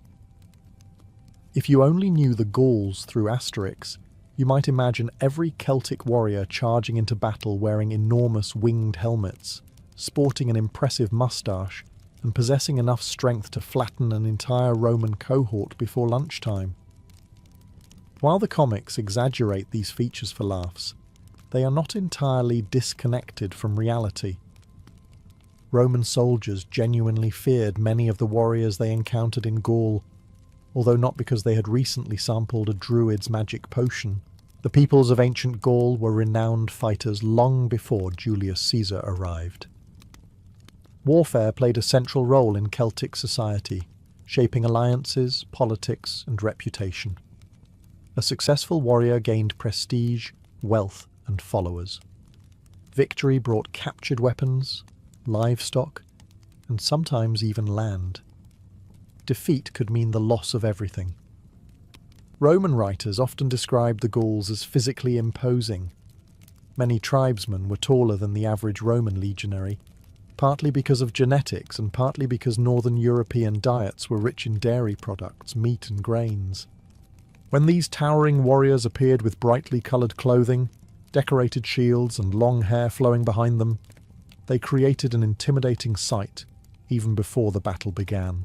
The famous moustaches, however, were very real. Several Roman authors remarked that many Celtic men wore impressive facial hair while shaving their chins. Some moustaches were so large that ancient writers joked they dipped into drinking cups during meals. Whether this happened regularly is impossible to know, but one imagines it added an unexpected flavour to the ale. The helmets, on the other hand, deserve a closer look. Contrary to popular belief, most Celtic helmets did not have wings attached to them. Archaeological discoveries reveal beautifully crafted bronze and iron helmets, often decorated with crests, animal figures, or intricate patterns. But enormous wings would have been spectacularly impractical in combat.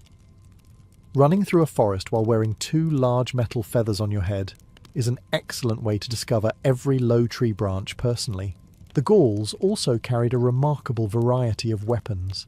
Their long iron swords impressed even Roman observers, who admired Celtic metalworking. Spears remained common because they were effective and easier to produce than swords. Oval wooden shields reinforced with iron bosses provided protection, while wealthier warriors sometimes wore chainmail armour, a Celtic invention that Rome would eventually adopt on a massive scale. Perhaps the greatest difference between Roman and Gallic armies lay in organisation. Roman legionaries fought as highly disciplined units, drilling endlessly until movement became almost automatic. Commands were followed immediately, formations remained tight, and every soldier understood his role. Gallic armies operated differently. Warriors often fought with great personal courage and remarkable skill, but they usually belonged to separate tribes led by different chiefs. During large campaigns, coordinating these independent groups proved difficult. Individual bravery could not always compensate for a lack of unified command. Even so, the Romans never underestimated them. Caesar repeatedly praised the courage of his opponents, even while describing their eventual defeats. He knew that portraying the Gauls as formidable enemies made his own victories appear even greater. The creators of Asterix captured something essential about these warriors. Behind the comedy and exaggerated strength lies a genuine historical truth. The Gauls were fierce, proud, and deeply committed to defending their homeland. They may never have punched Roman soldiers into the nearest oak tree, but they fought with enough determination to force one of history's greatest military commanders into some of the hardest campaigns of his career. If there is one meal that appears almost as often as Roman legionaries flying through the air, it is the village banquet. Every adventure seems to end the same way. A long wooden table beneath the stars, laughter filling the air, and Obelix happily devouring an astonishing number of roasted wild boars. It has become one of the most recognizable images in European comics. But did the real Gauls truly spend every evening feasting on wild boar? Not quite. Wild boars certainly lived throughout the forests of ancient Gaul. They were powerful, aggressive animals capable of growing surprisingly large, with thick hides and dangerous tusks. Hunting one required courage, teamwork, and a healthy respect for the fact that the prey could easily decide to hunt back. Bringing down a boar was no simple task, making it a fitting symbol of bravery and skill. Because of this, wild boars held an important place in Celtic culture. They appeared on shields, helmets, coins, and military standards. Archaeologists have uncovered beautifully crafted boar figures decorating weapons and ceremonial objects across Iron Age Europe. To many Celtic peoples, the animal represented courage, strength, and ferocity, qualities every warrior hoped to possess. This symbolic importance explains why the creators of Asterix chose the boar as Obelix's favourite meal. It instantly connected the character with ancient Celtic traditions, while providing endless opportunities for comic exaggeration. After all, it is much funnier to watch someone carry an entire roasted boar under one arm than a basket of turnips. In reality, however, the average Gallic diet was far more varied. Archaeological excavations of Celtic settlements paint a different picture of daily meals. Most families relied heavily on agriculture rather than hunting. Barley, wheat, millet, oats, and rye formed the foundation of everyday life. These grains became bread, porridge, and hearty stews that provided reliable nourishment throughout the year. Livestock played an even greater role than wild game. Cattle represented wealth, while pigs, sheep, and goats supplied meat, milk, cheese, wool, and hides. Chickens and geese were also common. Hunting supplemented these resources but rarely replaced them. Wild deer, hares, birds, and occasionally boars appeared on the menu, especially during successful hunts or special celebrations. Fish also contributed to the diet. Rivers such as the Seine, Loire, Rhône, and Garonne teemed with fish, while coastal communities enjoyed shellfish and other seafood. Seasonal fruits, berries, hazelnuts, apples, herbs, and vegetables rounded out meals, creating a surprisingly balanced diet. Large communal feasts did occur, particularly after successful harvests, religious festivals, or important political gatherings. During these occasions, impressive quantities of meat were roasted over open fires, and beer flowed generously. A wild boar would have made a spectacular centerpiece for such an event, not because people ate one every day, but precisely because it was special.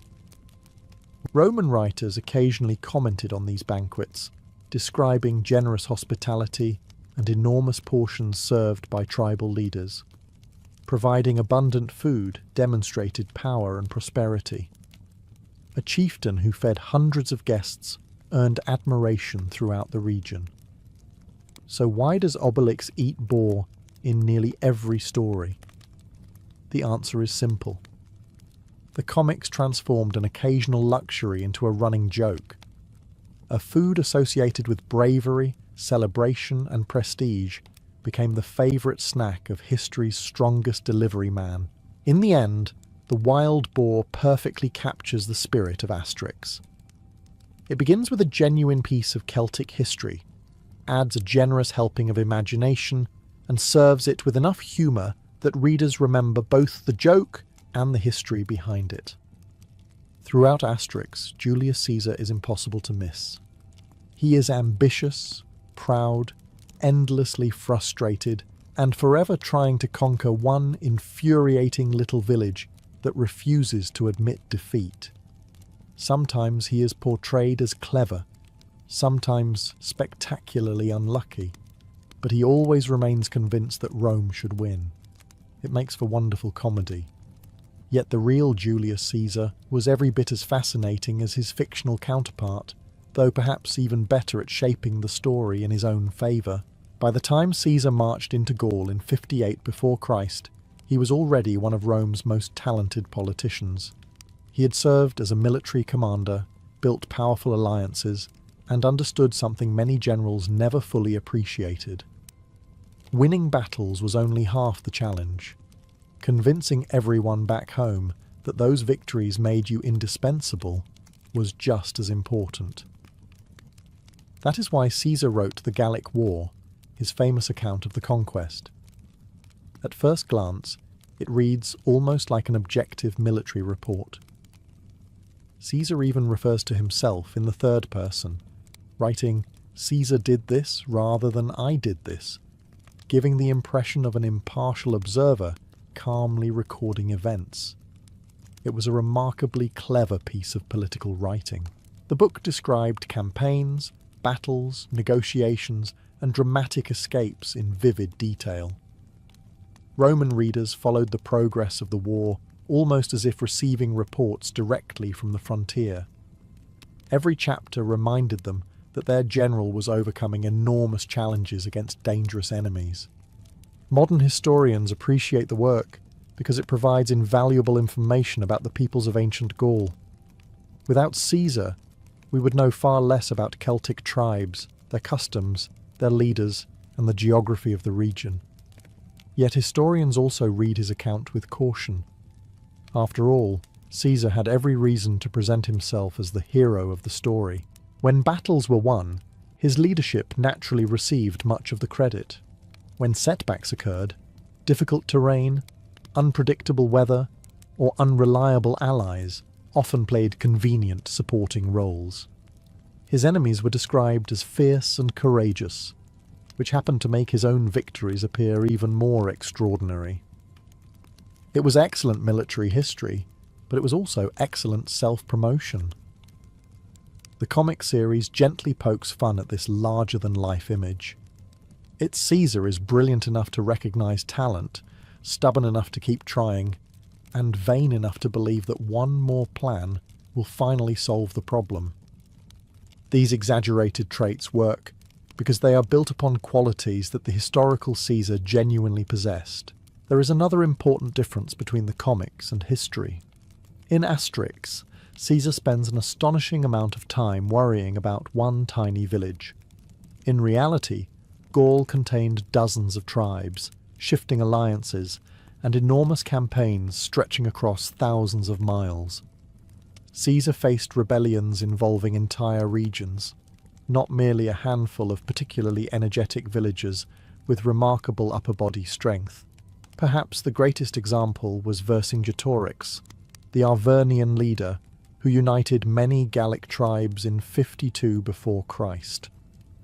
Unlike Asterix, Vercingetorix was very real, and for a time he posed the greatest threat Caesar had ever faced in Gaul. Their struggle culminated at Alesia, where Roman engineering, discipline, and relentless determination ultimately secured victory. Ironically, Caesar's greatest triumph also ensured that his version of events became the one future generations inherited. Because he survived to write the history, his voice echoed through the centuries louder than those of the people he conquered. The creators of Asterix understood this perfectly. By turning Caesar into both a formidable opponent and the frequent target of gentle satire, they remind us that history is often written by the winners, but it can still be joyfully questioned by storytellers. One of the greatest strengths of Asterix is that its famous village feels alive. There is the blacksmith hammering away in his workshop, the fishmonger proudly defending the freshness of his catch, the chief holding meetings from his shield, the druid gathering herbs, and neighbours who somehow manage to argue over almost everything except whether Rome should stay out. It is wonderfully exaggerated, but beneath the comedy lies a surprisingly accurate picture of what life in an Iron Age Gallic settlement may have looked like. The real villages of ancient Gaul were not random collections of huts scattered through the forest.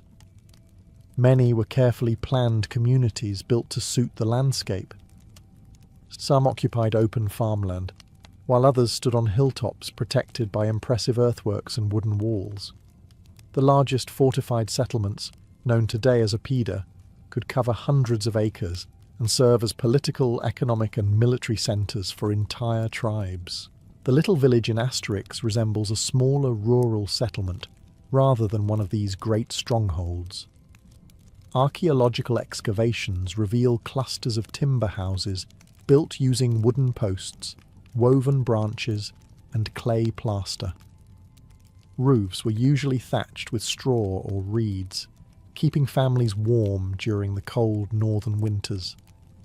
While they may look simple from the outside, many homes were sturdy enough to last for years with regular maintenance. Life revolved around work. Before sunrise, farmers headed into nearby fields to tend barley, wheat, oats, and livestock. Blacksmiths repaired tools and forged weapons from iron, one of the Celtic world's greatest strengths.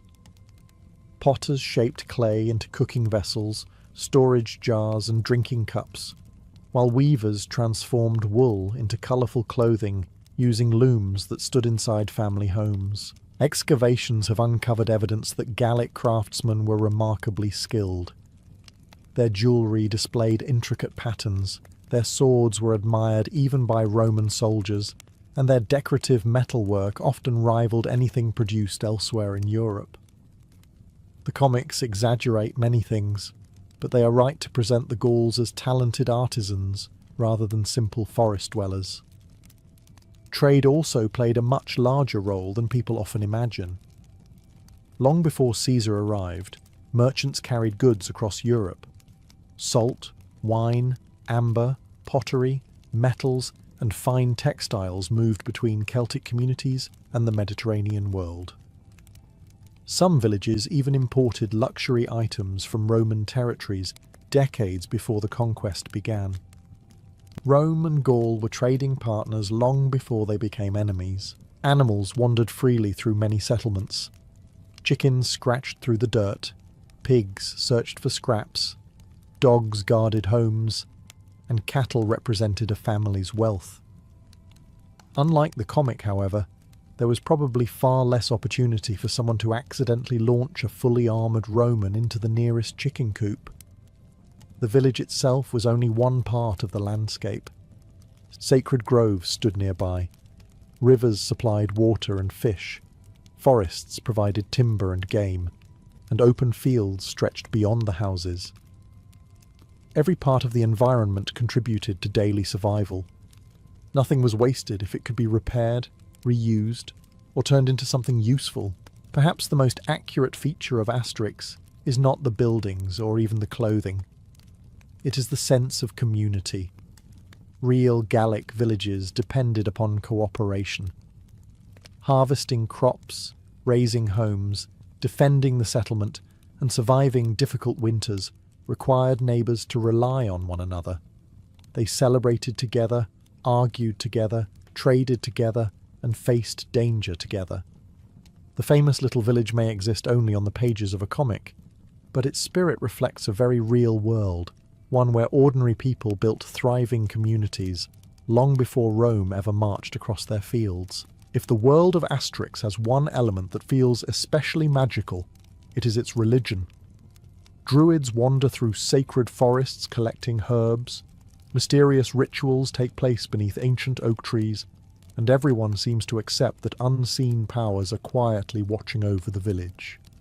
While the comics replace much of this mystery with humour, the real religion of the ancient Celts remains one of the most fascinating and least understood belief systems in European history. The greatest challenge is surprisingly simple. The Celts left almost no written religious texts.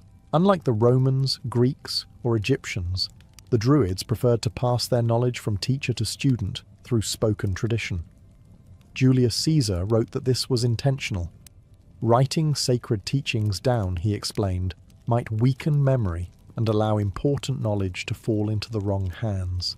As a result, nearly everything historians know about Celtic religion comes from Roman writers, archaeological discoveries, and later Irish and Welsh myths written centuries after the Roman conquest. This means that studying Celtic religion is rather like assembling a large puzzle after discovering that half the pieces have disappeared and someone borrowed the picture on the box.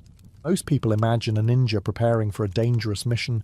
They picture polished swords, hidden blades, smoke bombs, and black clothing blending into the night. It is an image made famous by centuries of stories, theatre, and modern films. Yet if you had followed a real shinobi setting out on an assignment in feudal Japan, you might have noticed something rather unexpected. Before checking his weapons, he would likely have paid just as much attention to his food. That may not sound particularly exciting. A pouch of travel rations rarely receives the same admiration as a gleaming sword. No child has ever dreamed of becoming the legendary master of carefully packed snacks. But history has a habit of rewarding practical people, and the shinobi were among the most practical individuals of their age. Unlike samurai, who often marched with armies supported by long supply lines, many shinobi operated alone or in very small groups. They travelled quietly across mountains, forests, villages, and enemy territory, sometimes covering remarkable distances on foot. Their missions demanded endurance rather than dramatic duels. A successful infiltration might require several days of careful observation before any action was taken. During that time, finding food could become just as important as avoiding enemy guards. A hungry shinobi was a distracted shinobi. A tired shinobi made mistakes. And a mistake inside an enemy castle usually ended the mission rather abruptly. This reality appears throughout genuine ninja manuals compiled during the early modern period.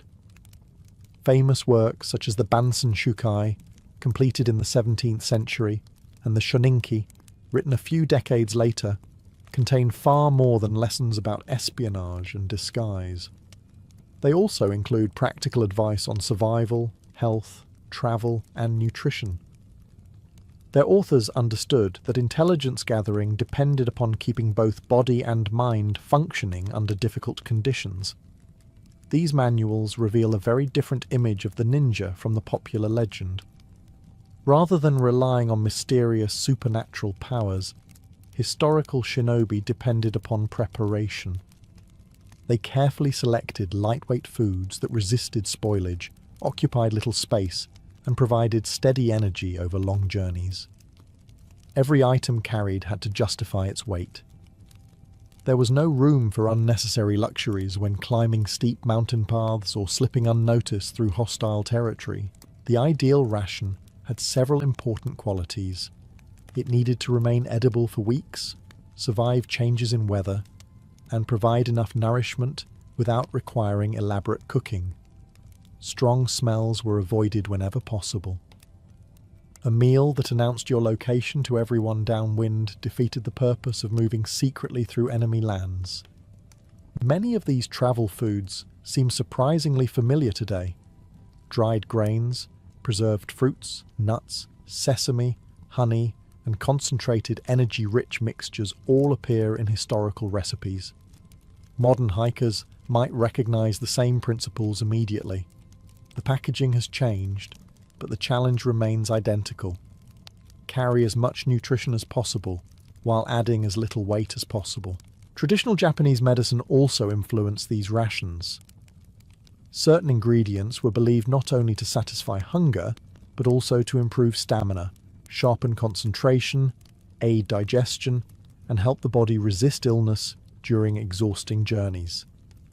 Whether every medicinal claim was accurate is another question, but the goal was clear. Food was expected to do much more than simply fill an empty stomach. The famous ninja therefore carried two kinds of equipment. One helped them survive a confrontation if everything went wrong. The other helped ensure they never reached that point in the first place. In the quiet world of espionage, a carefully prepared ration could be every bit as valuable as the sharpest blade, because the greatest victory was often returning home, without anyone ever realizing you had been there.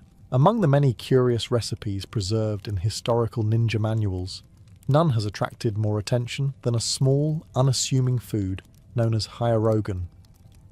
At first glance, it hardly sounds impressive.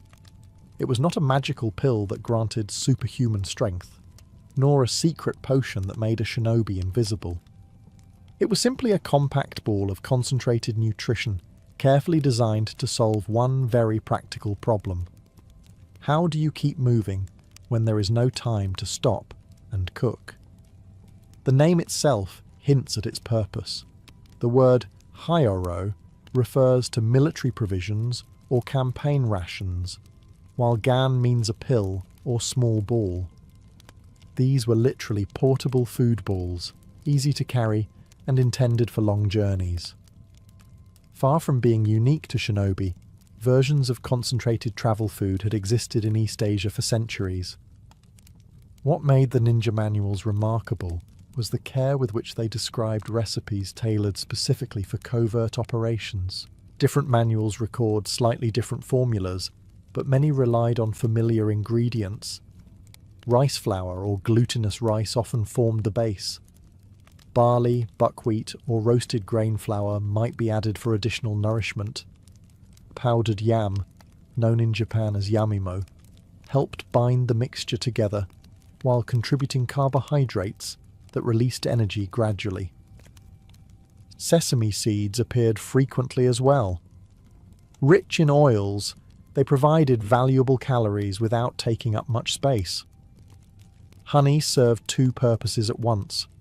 It acted as a natural preservative while also supplying quick energy for someone who had already spent hours climbing mountain paths or crossing forests. Licorice root sometimes found its way into the mixture, not simply for flavour, but because traditional medicine regarded it as beneficial for digestion and general health. The ingredients were kneaded together into a thick paste before being rolled into small balls roughly the size of large marbles. Once dried, they became surprisingly durable. Properly stored, they could survive weeks or even months without spoiling, making them ideal companions for lengthy missions. Unlike a full meal, hyarogan was never intended to satisfy a large appetite. Historical instructions often recommended eating only 1 or 2 balls at a time, enough to restore strength without creating the heavy feeling that followed a large dinner. A shinobi needed to remain alert, quick, and ready to move. Feeling comfortably overfed was considered a disadvantage rather than a luxury. Modern nutrition experts looking at these recipes often recognize surprisingly sensible principles. The combination of carbohydrates, healthy fats, and natural sugars provides steady energy rather than a sudden burst followed by exhaustion. Although medieval Japanese practitioners did not speak in terms of calories or blood sugar, centuries of practical experience had led them toward remarkably effective travel food. Some later legends exaggerated the capabilities of hyarogan. Popular stories occasionally claimed that a single ball could sustain a ninja for an entire day, or that a handful would eliminate hunger indefinitely. Such claims belong more to folklore than history. The human body still requires sufficient food, water, and rest, no matter how carefully a ration is prepared. Nevertheless, these small provisions reveal the true genius of the shinobi. Their greatest strength rarely came from spectacular weapons or impossible feats of acrobatics. It came from preparation. Every journey was planned, every tool chosen carefully, and every ounce of unnecessary weight eliminated. The humble hyarogan may not seem as dramatic as a sword hidden beneath a cloak, but for a shinobi travelling silently through enemy territory, it could mean the difference between completing the mission and turning back long before the destination ever came into view. If hyarogan provided steady nourishment for long journeys, another famous ration found in ninja manuals promised something equally valuable: the ability to keep going when proper meals were impossible. This food was known as suikatsugan, and over the centuries it gained an almost legendary reputation. Later stories claimed that a single pellet could eliminate hunger for days or give a shinobi endless stamina. As with many ninja legends, the truth is less magical, but perhaps even more impressive. Real missions rarely unfolded according to a convenient schedule. A shinobi might spend hours hidden inside tall grass overlooking a castle gate, waiting for a messenger to arrive. Another could remain concealed in the rafters of a warehouse until darkness fell. Others crossed remote mountain passes where villages were few, and stopping to prepare a meal would risk attracting unwanted attention. During these moments, hunger became more than an inconvenience. A growling stomach could break concentration. Fatigue slowed judgment. Even the simple act of searching for food increased the chance of being seen. The safest meal was often the one already tucked inside a travel pouch. Historical recipes for suikatsugan vary from one manuscript to another, but many shared a similar philosophy. Like hyarogan, they relied on ingredients that were lightweight, slow to spoil, and rich in energy. Rice flour frequently appeared alongside barley flour or roasted grains. Powdered yam remained a common ingredient because it stored well and mixed easily with other foods. Some formulas also included lotus seeds, soybeans, sesame, chestnuts, or medicinal herbs believed to strengthen the body during periods of exhaustion. Honey often acted as both a sweetener and a natural preservative, binding the ingredients into firm pellets that could survive long journeys without crumbling apart. The manuals rarely presented these recipes as miraculous. Instead, they emphasized careful preparation and moderation. A shinobi was instructed to eat small amounts at regular intervals rather than waiting until complete exhaustion. The goal was not to erase hunger entirely, but to prevent it from becoming overwhelming enough to interfere with the mission. Traditional Japanese medicine influenced many of these choices. Foods were selected not only because they supplied nourishment, but because they were believed to balance the body's internal energies. Ginger, for example, was valued for warming the body and aiding digestion. Licorice root was thought to harmonize the effects of other herbs. Certain ingredients were believed to reduce fatigue or improve circulation during long periods of physical effort. Whether every medicinal claim was scientifically accurate matters less than the practical thinking behind them. The shinobi understood that maintaining health during extended travel required more than simply eating large quantities of food. A traveller suffering from stomach illness, dehydration, or weakness would struggle to complete even the simplest assignment. Water presented another challenge. Many of these concentrated rations were intentionally dry to improve storage, meaning they were usually eaten alongside fresh water whenever possible. For this reason, knowledge of springs, streams, and safe drinking sources became an essential part of a shinobi's education. A pouch full of provisions meant very little without access to clean water. Modern hikers, soldiers, and endurance athletes still follow many of the same principles. Energy bars, trail mix, dehydrated meals, and compact emergency rations all serve the same purpose that suikatsugun once did. The ingredients may have changed, but the problem remains timeless: carrying enough food to stay strong without burdening yourself with unnecessary weight. The legendary ninja did not survive because they ignored hunger. They survived because they planned for it long before their journey ever began, turning something as ordinary as a carefully prepared ration into one of their most dependable tools. To modern readers, the recipes found in ninja manuals can seem unusual. A travel ration might include roasted grain, sesame, honey, powdered yam, and then, without warning, medicinal herbs more commonly associated with an apothecary than a kitchen. This was no accident. For the shinobi, food and medicine were never entirely separate. Every meal was expected to nourish the body while quietly helping it endure the demands of a dangerous life. This way of thinking reflected the medical traditions of Japan during the Sengoku and early Edo periods. Influenced by centuries of Chinese medicine, people believed that certain foods possessed qualities beyond simple nutrition. Some warmed the body, others cooled it. Some encouraged strength, while others were thought to improve circulation, calm the stomach, or restore energy after exhaustion. A shinobi, whose missions could involve days of walking through mountains, sleeping outdoors, and surviving on limited supplies, had every reason to pay attention to such knowledge.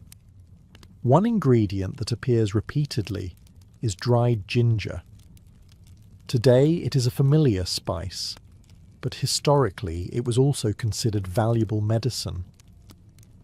It was believed to warm the body during cold weather, stimulate digestion, and reduce nausea. Imagine spending an entire rainy night hiding in damp woodland with little opportunity to light a fire. A food containing ginger was about as close as you could come to carrying a little warmth in your pocket. Another common ingredient was licorice root, known in Japan as kanzo. Traditional physicians regarded it as a harmonizing herb that balanced other ingredients in medicinal formulas. It was also valued for soothing sore throats and supporting digestion. While modern science evaluates these claims carefully, there is little doubt that people of the period considered licorice one of the most dependable herbs available. Sesame seeds served both culinary and medicinal purposes. Rich in oils, they supplied concentrated energy while also storing well during long journeys. Their high-fat content made them especially valuable when fresh food became scarce. A handful of sesame contributed far more nourishment than its small size suggested. Japanese plums, particularly preserved ume, also played an important role. Salted and dried umeboshi were portable, resistant to spoilage, and widely believed to help prevent fatigue while encouraging appetite after long periods of exertion. Their intense sourness certainly guaranteed that anyone eating one would become fully awake rather quickly. Some manuals mention ginseng, though it remained an expensive ingredient reserved for wealthier households. Across East Asia, ginseng enjoyed an extraordinary reputation as a restorative plant capable of supporting endurance and vitality. Whether every shinobi could afford it is doubtful, but its appearance in certain recipes reflects the high value placed upon maintaining physical resilience. Medicinal knowledge extended well beyond prepared rations. A trained shinobi needed to recognize useful plants growing naturally along mountain paths and forest edges. Wild herbs could treat minor wounds, reduce inflammation, or relieve digestive discomfort after drinking questionable water. This botanical knowledge was practical rather than mystical. A successful mission depended upon staying healthy, far from professional physicians. Even something as simple as tea carried practical value. Green tea was already widely consumed in Japan and contained natural caffeine that helped maintain alertness during long hours of observation. Combined with its ability to be transported in dried form, it became another useful companion for travelers. Modern readers sometimes expect ninja manuals to reveal exotic poisons or miraculous elixirs. Instead, they often present something far more believable: careful advice on preserving health. The greatest threat to many missions was not an enemy sword, but illness, exhaustion, or poor preparation. By treating every meal as an opportunity to strengthen the body, the shinobi increased their chances of returning home safely. Their secret, it turns out, was not hidden inside magical ingredients. It was hidden in the quiet understanding that survival often begins with taking care of yourself long before danger appears. No matter how carefully a shinobi prepared before leaving home, there was one problem that no amount of planning could completely solve. Supplies eventually ran out. A pouch full of hyarogan and suikatsugan could sustain a traveller for only so long before it became noticeably lighter. If a mission lasted longer than expected, the shinobi faced a challenge familiar to travellers throughout history: finding food without being found. Unlike armies that marched with wagons full of provisions, shinobi often travelled alone or in pairs. Stealing food from villages was dangerous. Purchasing supplies could attract unwanted attention, and hunting large animals created noise that could easily reveal a person's location. Survival depended instead on understanding the natural world. A well-trained shinobi viewed the landscape differently from an ordinary traveller. Where others saw an ordinary forest, the shinobi saw a pantry. Mountain paths offered edible ferns during the right season. Streams contained freshwater fish, small crabs, and shellfish. Chestnut trees, walnut groves, and stands of bamboo each provided valuable food at different times of the year. Even seemingly empty fields could hide edible roots and wild vegetables beneath the soil. This knowledge was not unique to ninjas. Farmers, woodcutters, monks, and hunters throughout Japan possessed similar skills. What made the shinobi different was the necessity of applying this knowledge quietly and efficiently while remaining unnoticed. Mushrooms presented both opportunity and danger. Japan's forests contained many delicious edible varieties, but they also sheltered poisonous species capable of causing severe illness or death. A shinobi operating far from help could not afford such a mistake. Ninja manuals therefore encouraged careful observation and practical experience rather than reckless confidence. It was far better to remain slightly hungry than confidently eat the wrong mushroom exactly once. Wild plants also changed with the seasons. Spring offered fresh shoots and tender greens, rich in nutrients after the long winter. Summer produced berries and herbs. Autumn filled forests with nuts, chestnuts, and mushrooms. Winter, by contrast, demanded careful planning because edible plants became far more difficult to find. Seasonal knowledge therefore became just as valuable as knowledge of geography. Fishing often proved more reliable than hunting. Small woven traps could be placed quietly in streams before sunset and checked later under cover of darkness. Hooks and lines occupied almost no space inside a travel pouch, making them practical tools for extended journeys. A single fish, roasted quickly over a carefully managed fire, provided valuable protein without requiring the effort needed to pursue larger game. Even insects occasionally appeared on the menu. While modern diners may hesitate, many insects are rich in protein and were traditionally eaten in various parts of Japan. Grasshoppers, for example, have long been consumed after being cooked and seasoned. A hungry traveller concerned with survival was generally less interested in elegance than in nourishment. Water deserved equal attention. Drinking directly from stagnant ponds invited illness, while fast-moving mountain streams usually offered cleaner sources. Experienced travellers learned to recognise reliable springs and avoided water contaminated by villagers or livestock upstream. Dehydration could weaken a shinobi long before hunger became a serious problem. Perhaps the greatest lesson hidden within these survival techniques is that the shinobi sought cooperation with nature rather than domination over it. They did not attempt to conquer the wilderness. They studied it patiently, learned its rhythms, and accepted its limits. In the end, the forests of Japan became more than hiding places.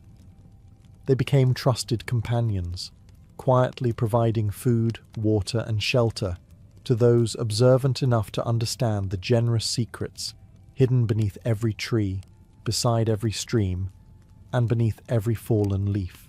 Finding food was only half the challenge for a shinobi. The other half was preparing it without anyone realizing you were there.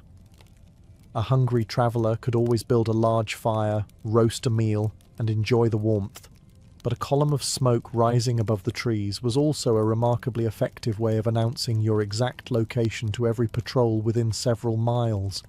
For someone whose profession depended on remaining invisible, that was less than ideal. Historical ninja manuals repeatedly emphasize one simple principle: avoid attracting attention whenever possible. That advice extended far beyond disguises and secret routes. It shaped the way a shinobi ate, drank, rested, and even cooked. Whenever practical, food was chosen specifically because it required little or no preparation. The famous Hyorugan and Suikatsugan could be eaten immediately without lighting a fire. Dried rice, roasted grains, preserved plums, nuts, and dried fish all shared the same advantage. They were ready to eat, produced no smoke, and left almost no trace behind. Cooking, however, could not always be avoided. During long missions, warm food restored strength and improved morale, especially after days spent travelling through cold mountains or wet forests. The challenge was to prepare it as discreetly as possible. Instead of building large campfires, experienced travellers preferred very small fires that burned efficiently while producing minimal smoke. Dry hardwood was valued because it burned cleaner than damp branches lying on the forest floor. Fresh wood contained moisture that created thick clouds of smoke, the last thing a hidden operative wanted drifting above the trees. Location mattered just as much as fuel. Fires built inside rocky hollows, shallow pits, or sheltered ravines were more difficult to spot from a distance. Natural features helped conceal both the flames and their light after sunset. A careful shinobi thought about visibility from every direction before striking a spark. Wind also became an ally or an enemy. A strong breeze could scatter smoke quickly, but it could also carry the unmistakable smell of cooking across surprising distances. The aroma of grilled fish or simmering rice might sound inviting to a hungry traveller, yet it could just as easily attract curious villagers, hunters, or soldiers. Sometimes the safest decision was simply to eat cold food. Water demanded equal caution. Boiling water remained one of the safest ways to reduce the risk of illness, but doing so required time and fire. When circumstances made boiling impossible, shinobi sought fast-moving mountain streams rather than stagnant pools. Knowledge of reliable springs often passed between experienced travellers and became almost as valuable as maps. The equipment carried reflected this emphasis on simplicity. Small cooking pots, compact containers, bamboo flasks, and lightweight utensils occupied little space while serving multiple purposes. Bamboo itself proved especially useful. It could carry water, store dry food, serve as a cooking vessel, or even be fashioned into temporary cups. Versatile tools reduced the amount of equipment that needed to be carried over long distances. Cleanliness also mattered more than modern legends often suggest. Food scraps, ashes, and discarded bones could reveal that someone had recently camped nearby. Manuals encouraged leaving as little evidence as possible. A hidden campsite was not merely abandoned, it was carefully erased. Ashes were scattered, fires completely extinguished, and leftover waste buried or carried away whenever practical. These habits reveal the true character of historical shinobi. Their greatest talent was not vanishing in a cloud of smoke or performing impossible acrobatic leaps across rooftops. It was discipline. Every small decision, from choosing a meal to extinguishing a fire, served the same purpose: complete the mission while leaving behind almost nothing to suggest they had ever passed through at all.